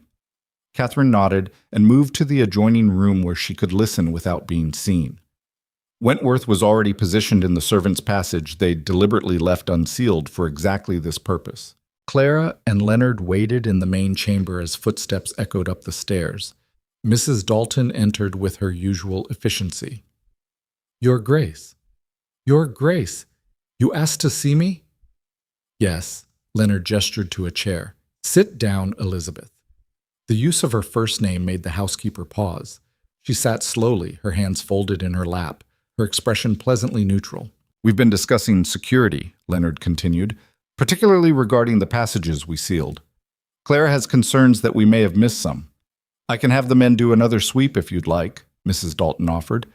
"That won't be necessary," Leonard's voice was flat, "because we know exactly who is using them." The housekeeper's face didn't change. "I'm not sure I understand, Your Grace." "Don't you?" Clara stepped forward. "You've worked here for 23 years. You know every inch of this house, every passage, every hidden door. You knew them when Margaret was alive, and you've used them since I arrived." Mrs. Dalton's eyes flickered. "If you're suggesting I had something to do with those roses—" "I'm not suggesting anything." Clara's voice was ice. "I'm stating facts. You were the one terrorizing me, just like you terrorized Margaret. That's absurd." "Is it?" Leonard pulled out Margaret's journal and dropped it on the table between them. Then explain this. Mrs. Dalton looked at the journal like it was a snake. Where did you get that? Margaret hid it before she died, along with a letter explaining exactly what you did to her. The housekeeper's composure cracked. Just slightly, just enough. I don't know what lies she wrote. They're not lies. Leonard's control was fraying. You were stealing from me, reading my private correspondence. Margaret caught you, and you killed her to keep her quiet. Mrs. Dalton stood abruptly. This is ridiculous. I've served this family faithfully for over 2 decades. You murdered my wife. The words echoed through the room like thunder. Mrs. Dalton went very still. Then she smiled. It was the coldest thing Clara had ever seen. Your wife was a weak, pathetic creature who didn't deserve the title. She had everything: wealth, status, a husband who would have given her the world, and she spent every day crying and claiming to see ghosts. She was wasting everything you'd built. So you decided to remove her, Clara said. I decided to solve a problem. Mrs. Dalton's voice was matter-of-fact. She was going to destroy you, Leonard. Her instability was becoming public. The whispers were starting. Your business partners were questioning your judgment. She was a liability that needed to be eliminated. By throwing her off a roof, Leonard said through gritted teeth, by giving her a choice. Mrs. Dalton's eyes were hard. I told her she could leave quietly, go to an asylum, disappear. I didn't care. But she refused, said she'd tell you everything, that you'd believe her over me. So I made the decision for her. Clara felt sick. You strangled her first, only enough to subdue her. The fall did the rest. And when it was done, I made sure the evidence pointed to suicide. Paid off the examiner, convinced everyone she'd been mad. It was remarkably easy, actually. People believe what they want to believe. And Marcus? Why involve him? Mrs. Dalton laughed. Marcus was a convenient scapegoat. He'd been harassing Margaret for months. It wasn't hard to redirect suspicion his way. The roses were his idea originally, so I simply continued the tradition when your new wife arrived. Why? Leonard's voice broke. Why terrorize Clara? Because she's just like Margaret. Young, weak, a distraction from what matters. You were finally starting to focus on the estate again, on building your legacy, and then she appeared and undid all that progress. I couldn't let history repeat itself. So you tried to drive me mad, Clara said. I tried to make you leave. Mrs. Dalton's tone was almost pitying. If you just accepted the settlement and disappeared, none of this would have been necessary. But you're more stubborn than Margaret was. So I had to escalate. By framing her, Leonard said. By helping us investigate your own crimes. It was elegant, really. Mrs. Dalton sounded proud. I fed you just enough truth to keep you focused on Marcus while I controlled the narrative. And when Marcus confessed and fled, I thought that would be the end of it. Clara would eventually leave out of fear or boredom, and you'd finally be free to focus on what actually matters. What matters? Clara's voice shook with rage. Leonard's life, his happiness, the estate. Mrs. Dalton's eyes blazed. This house, this legacy, it's bigger than any individual marriage. I've devoted my entire adult life to protecting it. I've sacrificed everything, my youth, my prospects, my own chance at family, to serve the Ashcombe name. I won't let it be destroyed by foolish women who don't understand what they have. The confession hung in the air like poison. Catherine stepped out from the adjoining room, her face white with fury. You killed her because you were jealous. Mrs. Dalton spun toward her, shock breaking through her composure for the first time. I'm Margaret's sister, and I've been listening to every word, as has Lord Wentworth, who's currently documenting your confession for the authorities. Wentworth emerged from the passage, his expression grim. Every word, Elizabeth, including the part where you admitted to murder. Mrs. Dalton's face cycled through emotions, shock, fear, calculation, then settled on something that looked almost like relief. You can't prove any of this. It's my word against a dead woman's journal and the testimony of grieving relatives with an obvious bias. We have the witness statement from the stable hand, Catherine said.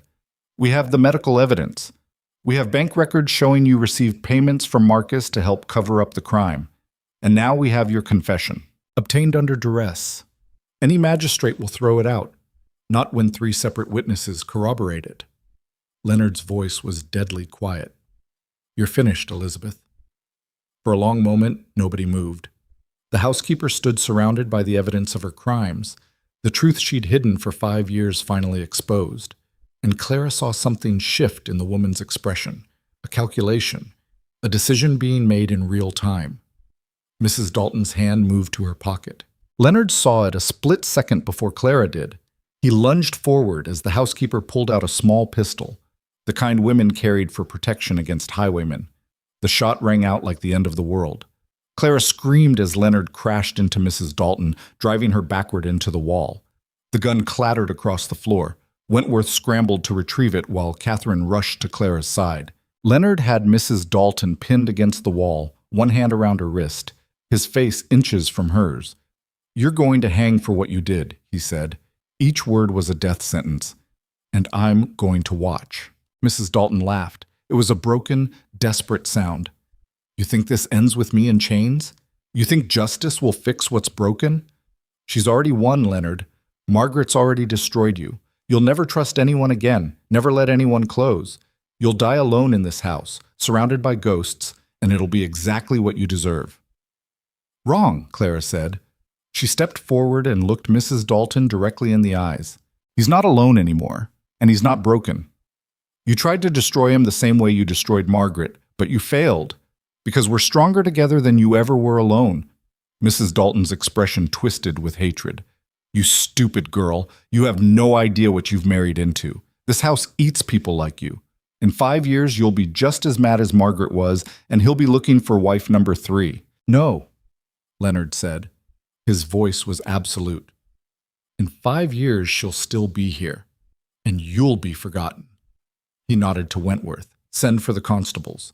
As Wentworth left to summon the authorities, Catherine moved to stand beside Clara. Together they watched as the woman who'd murdered Margaret and terrorized Clara sat in the same chair where she'd probably planned both crimes, her face empty of everything except defeat. The constables arrived within the hour. Mrs. Dalton was taken into custody without resistance, her confession documented by 3 witnesses and supported by years of hidden evidence. As they led her out of the manor, she looked back at Leonard one final time. "You'll regret this," she said. "You'll regret choosing her over everything I did for you." Leonard didn't respond. He simply closed the door and locked it. The silence that followed was deafening. Catherine stood in the entrance hall, clutching Margaret's journal to her chest like a talisman. "It's done. After 5 years, it's finally done." "Thank you," Leonard said quietly, "for not giving up. She deserved better than to be forgotten." Catherine's eyes were wet. She deserved justice. She got it because of you.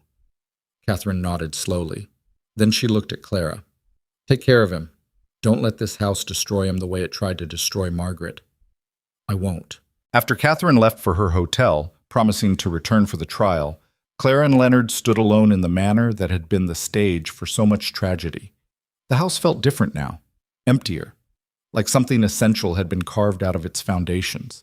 Leonard moved through the rooms like a ghost, touching furniture, staring at portraits, trying to reconcile the home he thought he knew with the crime scene it had actually been. Clara found him in the study, standing before the fireplace where he'd been the night she first met him. He looked older now, worn down by revelations that kept cutting deeper. "She killed Margaret because she was jealous," he said without turning around. "All this time I thought I'd failed to protect my wife from Marcus or from her own mind. But the real threat was sleeping under my roof, eating at my table, someone I trusted completely. You couldn't have known. I should have." His hands clenched. "I prided myself on seeing through people, on reading motivations and predicting behavior, and I was blind to a murderer for 5 years. Elizabeth was good at hiding. She spent 2 decades building that mask, and it almost killed you too. But it didn't." Clara moved to stand in front of him, forcing him to look at her. "We caught her. We exposed her. And she's going to pay for what she did." "Is that enough?" Leonard's voice was raw. "Does justice for Margaret somehow make up for 5 years of believing I drove her to suicide? Does punishing Elizabeth erase the fact that I brought you into this house and almost let you suffer the same fate?" Clara took his face in her hands. "Listen to me. What happened to Margaret was not your fault. What almost happened to me was not your fault. The only person responsible is the woman sitting in a cell right now. But if I'd been more careful, You'd still be human, still fallible, still capable of being deceived by someone who spent 23 years perfecting their lies. She held his gaze. You're not a god, Leonard. You're just a man trying to protect the people you love, and sometimes that's not enough to stop evil from touching your life. His eyes searched hers for absolution he didn't deserve and she couldn't give, because forgiveness wasn't something you received. It was something you learned to carry. What do we do now? He asked. We survive. We rebuild. We prove that Elizabeth was wrong about us. How? By refusing to let what happened define us, by choosing each other every single day, by making this house into something other than a monument to tragedy. Leonard pulled her close, holding on like she was the only thing keeping him anchored to the world. And maybe she was, because power and wealth and titles meant nothing when you were drowning in the wreckage of everything you'd failed to protect. But love, real love, the kind built on shared survival and stubborn refusal to break, that was something worth fighting for. They stood together in the study as night fell over Ashcombe Manor. Outside, snow had started falling again, blanketing the grounds in white. Inside, two people who'd married as strangers held each other and tried to imagine a future where the ghosts finally stopped screaming. The trial would come. Society's judgment would come. The endless scrutiny and whispered speculation would come. But for tonight, they had this. Each other. The truth finally exposed. And the fragile, terrifying hope that maybe, just maybe, they could build something real from the ashes of everything that had burned. Clara felt Leonard's heartbeat against her cheek, steady and strong despite everything.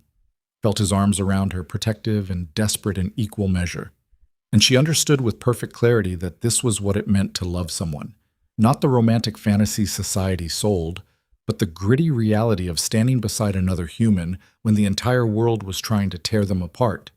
She was about to speak when footsteps echoed from the hallway, rapid, urgent. Wentworth burst through the door, his face ashen. Leonard, Clara, you need to hear this immediately. What is it? Mrs. Dalton. She's confessed to the constables about Margaret's murder, but she also confessed to something else. What? Wentworth's voice shook. She's not working alone. There's someone else involved, someone who's been manipulating events from the beginning, someone who orchestrated everything. Marcus's obsession, the terror campaign, even your marriage. Clara felt ice flood her veins. Who? Before Wentworth could answer, a new voice spoke from the doorway behind him. That would be me. They all turned. Standing in the entrance to the study, illuminated by lamplight and smiling with terrible satisfaction, was someone Clara had never seen before, but Leonard clearly recognized. His face went white as death. Father, Leonard whispered, you're supposed to be dead. The man's smile widened. I found that being dead is remarkably useful when you want to control your empire without interference. And Leonard, we have so much to discuss about what you've done to my legacy. The man standing in the doorway was 70 years old but moved with the predatory grace of someone half his age. Harold Ashcombe, the previous duke, had been declared dead in a carriage accident 10 years prior. His funeral had drawn half of Parliament. Leonard had inherited the title at 29 and spent a decade believing he'd buried his father. Now that father stood before him, very much alive, and smiling like a man who just won a game nobody else knew they were playing. You look surprised, Harold said. His voice was cultured, smooth, the kind of voice that had commanded empires and destroyed rivals. Did you really think I'd leave my legacy in the hands of a boy too weak to protect it? Leonard's entire body had gone rigid. Claire could feel the tremor running through him, not fear, but the kind of rage that came from being betrayed by the one person you'd mourned. You've been alive this entire time. Of course. Harold stepped into the room like he owned it, which, legally, he probably still did in ways Clara couldn't begin to fathom. The accident was staged. Expensive, but necessary. I needed to remove myself from public scrutiny while I rebuilt our fortune from the shadows. You were losing money on bad investments, making sentimental decisions, letting emotions cloud your judgment. Someone had to take control. So you faked your death and let me grieve. Grief builds character. Harold's eyes were cold. And you needed building. You were too soft, too willing to compromise, too concerned with being liked instead of being feared. Wentworth had gone pale. Your Grace, the elder, Your Grace, this is madness. You can't simply reappear after a decade and expect... I don't expect anything. Harold cut him off. I take what's mine. This estate, this title, this family's reputation. All of it has been mine to control since the day Leonard was born. Clara found her voice. You've been manipulating everything. The marriages, the deaths, all of it, not all of it. Harold's gaze shifted to her, assessing and dismissive in the same glance. Elizabeth acted on her own initiative when she killed the first wife. Overzealous loyalty, but ultimately unnecessary. Margaret would have destroyed herself eventually without help. She was weak stock, poor breeding. The casual cruelty in his voice was breathtaking. Leonard took a step forward. You knew Elizabeth murdered Margaret, and you did nothing. I rewarded her. Harold smiled. She eliminated a problem and ensured you could make a more strategic second marriage. Though I must say, I'm disappointed in your choice. Another nobody with debts and desperation. You could have secured a political alliance with the Hastings girl or strengthened our financial position with the Pemberton heiress. Instead, you chose this. He gestured at Clara like she was a stain on the furniture. And Wentworth could see Leonard's hands clenching, could see the violence building beneath his skin.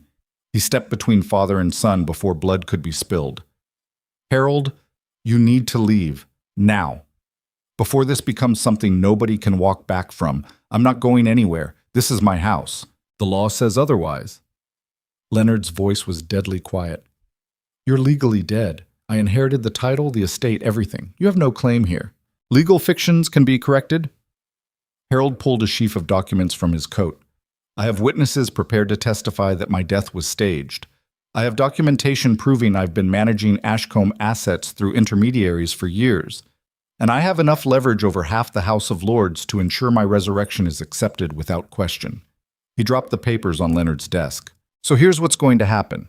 You're going to sign over control of the estate to me. You'll retain the title publicly to avoid scandal, but I'll make all decisions regarding finances, marriages, and business dealings. You'll do as I say when I say it, or I'll destroy you so thoroughly you'll wish you died alongside your pathetic first wife. The threat hung in the air like a noose. Clara watched Leonard's face and saw something break behind his eyes.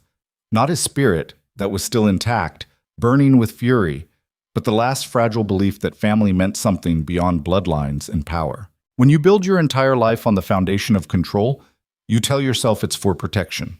That if you can just manage every variable, predict every outcome, maintain iron grip over your world, then nothing can hurt you. Leonard had learned that philosophy from the man standing before him, had internalized it so deeply that it had nearly cost him everything: Margaret, Clara, his own humanity. Now he was staring at the source of that poison and understanding with brutal clarity that control was an illusion. That power without love was just another form of slavery. That the empire his father had built was nothing but a beautiful prison that consumed everyone inside it. No, Leonard said. Harold's smile faded. Excuse me? I said no. Leonard's voice was steady. I'm not signing anything. I'm not giving you control. And I'm not playing your games anymore. You don't have a choice. I always have a choice. Leonard moved to stand beside Clara, taking her hand. I choose her. I choose this marriage. I choose to build something that isn't rotted through with manipulation and cruelty. You're choosing poverty and disgrace. I'm choosing freedom. Harold's face went red. You ungrateful fool. Everything you have, I gave you. Your title, your wealth, your position. Without me, you're nothing. Without you, I'm finally alive. The words hit like a physical blow. Harold's composure cracked.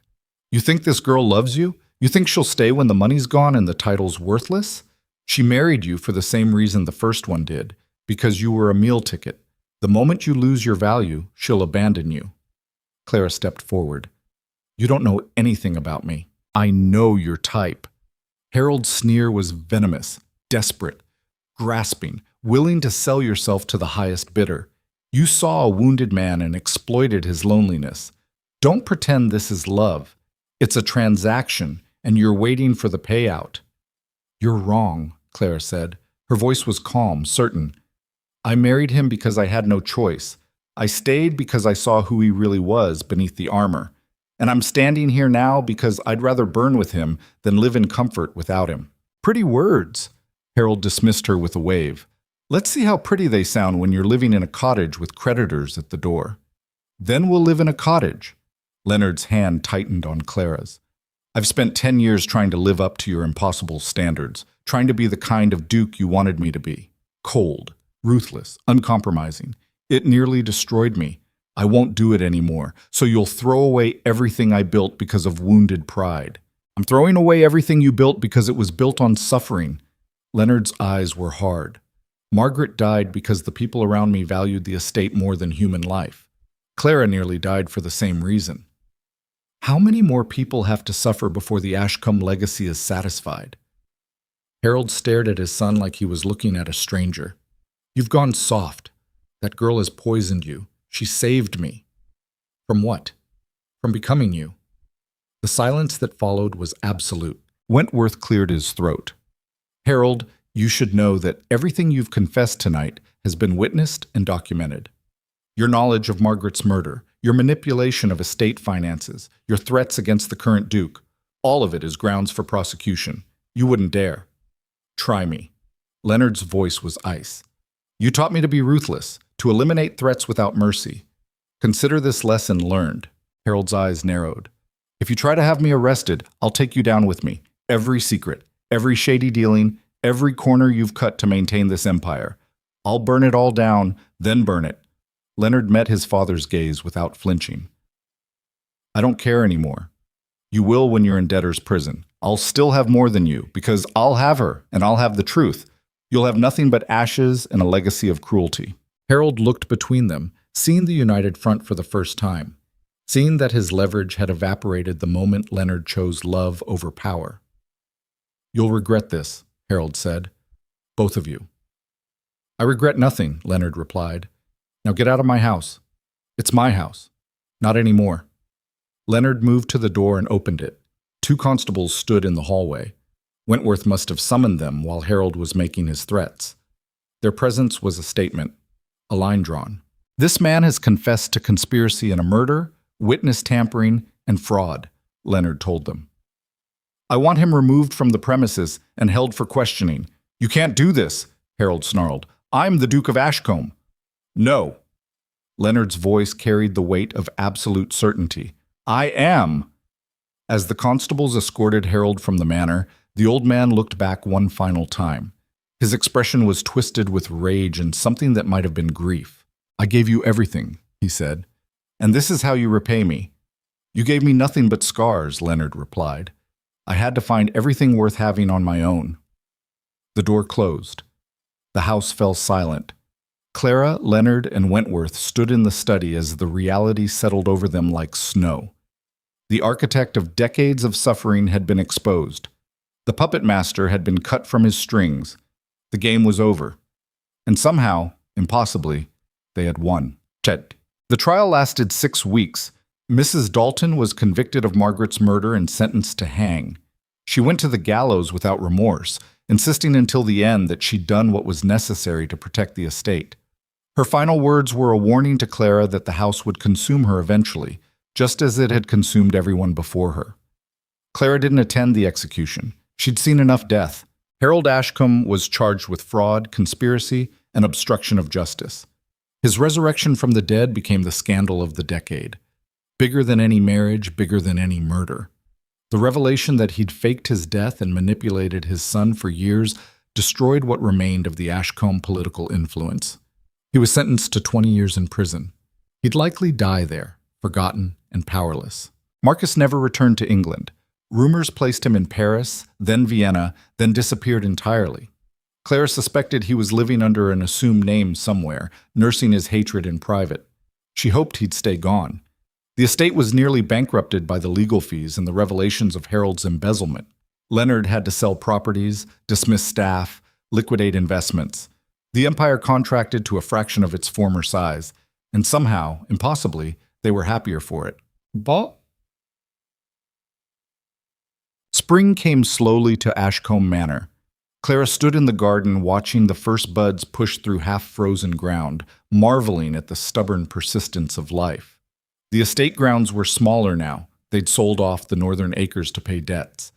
But what remained was theirs, truly theirs. no longer haunted by ghosts or puppet masters or the crushing weight of legacy. She heard footsteps on the gravel path and turned to find Leonard approaching. He looked different these days, lighter somehow. The hard edges had softened not into weakness, but into something more sustainable. The kind of strength that came from surviving your worst fears and learning you were still standing. "I've been thinking about the East Wing," he said when he reached her. Clara took his hand. "We should tear it down." "Actually, I was thinking we should rebuild it, turn it into something new. Maybe a conservatory or a library. Something Margaret would have loved." "That's a good idea." Leonard pulled her close, and they stood together watching the garden wake from winter. There was still so much work to do, repairs to make, relationships to rebuild, a future to construct from the wreckage of the past. But for the first time since Margaret's death, Leonard felt capable of the task, because he'd learned something essential in the crucible of the last months. Power wasn't about control. Legacy wasn't about perfection. Strength wasn't about never breaking. Real power came from the courage to be vulnerable. Real legacy came from choosing love over fear. Real strength came from standing back up after the world knocked you down and admitting you couldn't do it alone. "Emma's coming to visit next week," Clara said. "She got engaged to a lawyer. Good family, modest means. She seems happy. You made that possible." "We made that possible." Leonard pressed his lips to her hair. "What do you want to do with the rest of your life, Clara Ashcombe?" She considered the question. A year ago, she would have said survive. 2 months ago, she would have said escape. Now standing in a garden that was slowly coming back to life, with a man who'd chosen her over everything he'd been taught to value, the answer was different. "I want to build something real. A marriage. A home. Maybe a family. Something that isn't built on suffering and secrets. We can do that. It won't be easy. Nothing worth having ever is." Clara turned to face him fully, studying the face that had terrified her when they first met. She saw the scars now, literal and metaphorical, but also the determination, the stubborn refusal to let the cruelty of the past dictate the future. "Do you ever regret it?" she asked. "Choosing me over the Empire?" "Every morning," Leonard said. "Then I wake up and see you beside me, and I remember why I did it. That's not an answer." "Yes, it is." His eyes were serious. "I spent 39 years chasing a version of success that was designed to destroy me. Wealth without joy. Power without purpose. A legacy built on the broken backs of people I was supposed to protect. I don't regret losing that." "What do you regret?" "That it took me so long to understand what actually mattered. That Margaret died before I learned. That you had to suffer before I woke up." Clara reached up to touch his face. "We can't change the past." "No. But we can choose the future." "And what future do you choose?" "One where we're happy, where we trust each other, where we build something our children won't have to recover from." "Children." The word hung between them like a promise. "Is that what you want?" Clara asked softly. "With you?" "Yes." She kissed him then, slow and deliberate, tasting the future on his lips. Around them, the garden continued its patient work of rebirth. Somewhere in the house, servants were preparing dinner. In London, society was already moving on to the next scandal. But here, in this moment, there was just the two of them, and the quiet understanding that they'd survived something most marriages never faced. They'd been tested by murder and betrayal, and the systematic dismantling of everything they thought they knew about power and family, and they'd chosen each other anyway. That night they ate dinner in the small dining room instead of the grand hall. Just the two of them, simple food, conversation that meandered through plans for the garden, and updates from Emma and speculation about whether Wentworth would ever forgive them for dragging him into their chaos. "He loves it," Clara said. "Don't let him fool you. That man lives for drama. He's been a good friend. The best." Leonard poured more wine. "I should pay him." "With what money?" Clara laughed, and the sound filled the room with warmth. After dinner, they walked through the manor together, room by room, cataloging what remained and what had been lost. They found Margaret's portrait in storage. Leonard had taken it down after her death, unable to bear looking at it, and decided to hang it in the library. "She should be remembered," Clara said, "not as a tragedy, as a person." Leonard studied his first wife's painted face. "I never knew how to love her. I tried, but I didn't understand what she needed. You were young. That's not an excuse. It's not. But it's context. Clara stood beside him. You can't save people from themselves. You can only stand beside them and hope it's enough. Sometimes it is. Sometimes it isn't. And when it isn't, you forgive yourself for being human, and you honor their memory by doing better the next time. Leonard turned to her. Is that what you think I'm doing? Doing better? I think you're trying. That's all anyone can do. She was right. He knew she was right. But the guilt of failing Margaret would never fully disappear. It would just become something he carried, a weight that reminded him to be gentler, to listen harder, to never take for granted the fragile gift of another person's trust. They hung the portrait together. Margaret looked down at them with painted eyes, forever young, forever haunted, but also forever free of the suffering that had consumed her final years. I hope she's at peace, Clara said quietly. So do I. They stood in silence for a moment, paying respects to the woman whose death had inadvertently brought them together. Then they left the library and went upstairs to bed. In the darkness of their chambers, Leonard held Clara close and felt the steady rhythm of her breathing. This was what mattered, not titles or estates, or the approval of people who'd never cared about anything beyond their own advancement. This, the warmth of another body, the sound of her heartbeat, the knowledge that when morning came, she'd still be there. I love you, he said into the darkness. Clara's hand found his.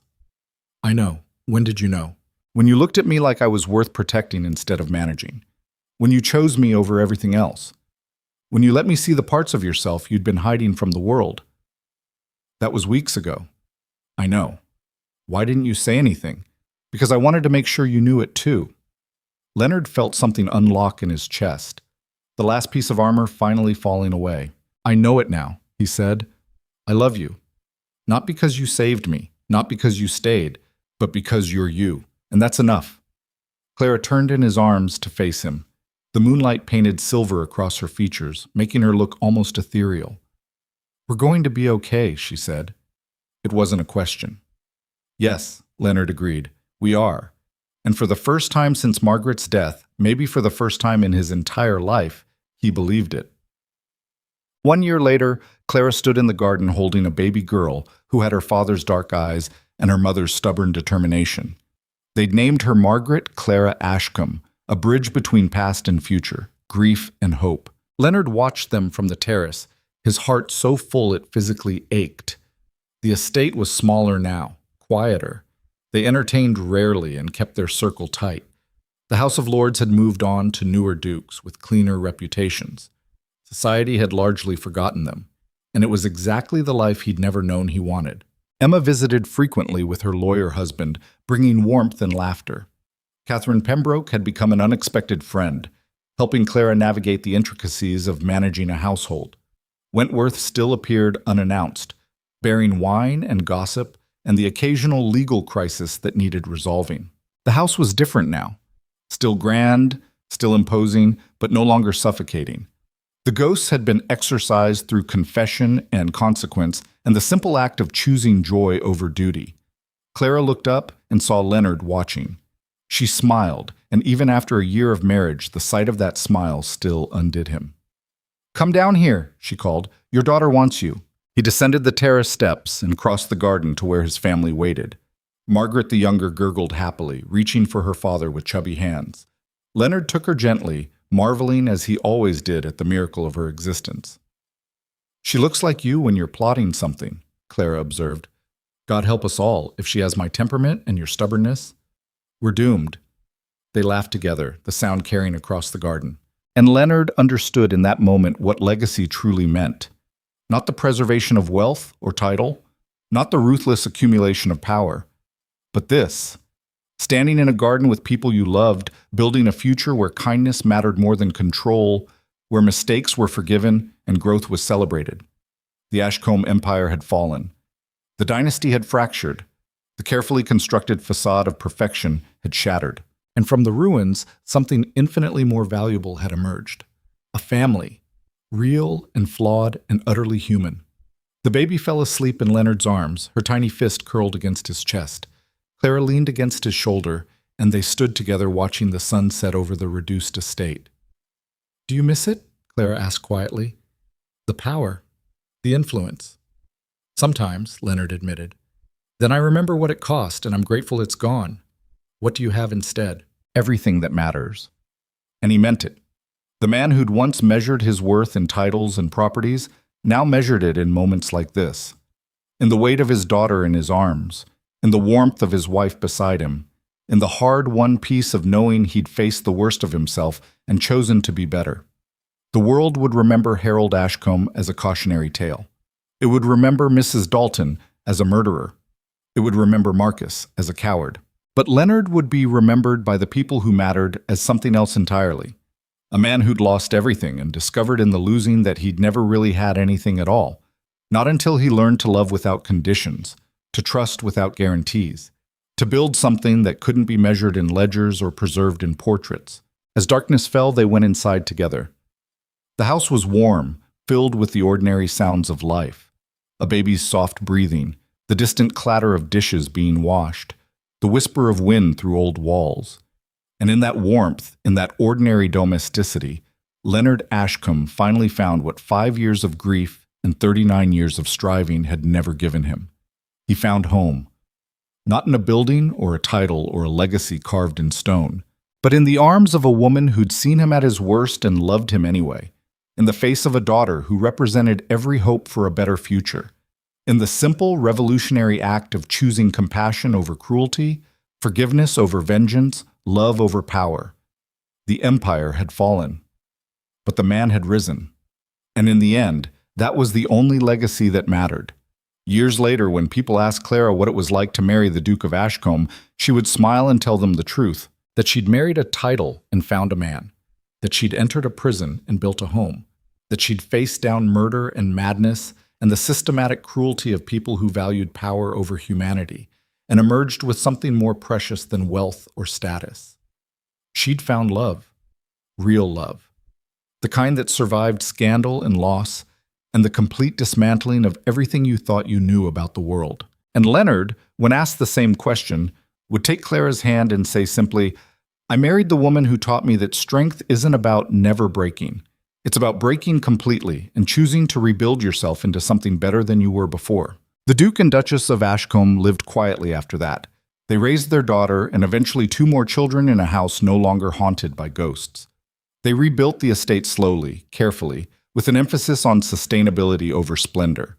They proved that love measured not by age or circumstance or the approval of society, but by the person who stood beside you when everything else fell apart was the only kind worth having. And as the lights of Ashcombe Manor glowed warmly through countless winter nights to come, they became a different kind of legend. Not the cautionary tale Harold had wanted, but a testament to the radical idea that even in the darkest houses, even after the worst betrayals, even when everything seemed irredeemably broken, hope could take root, love could survive. And 2 people who'd married as strangers could build something beautiful from the ashes of everything that had tried to destroy them. That was their legacy. And it was enough.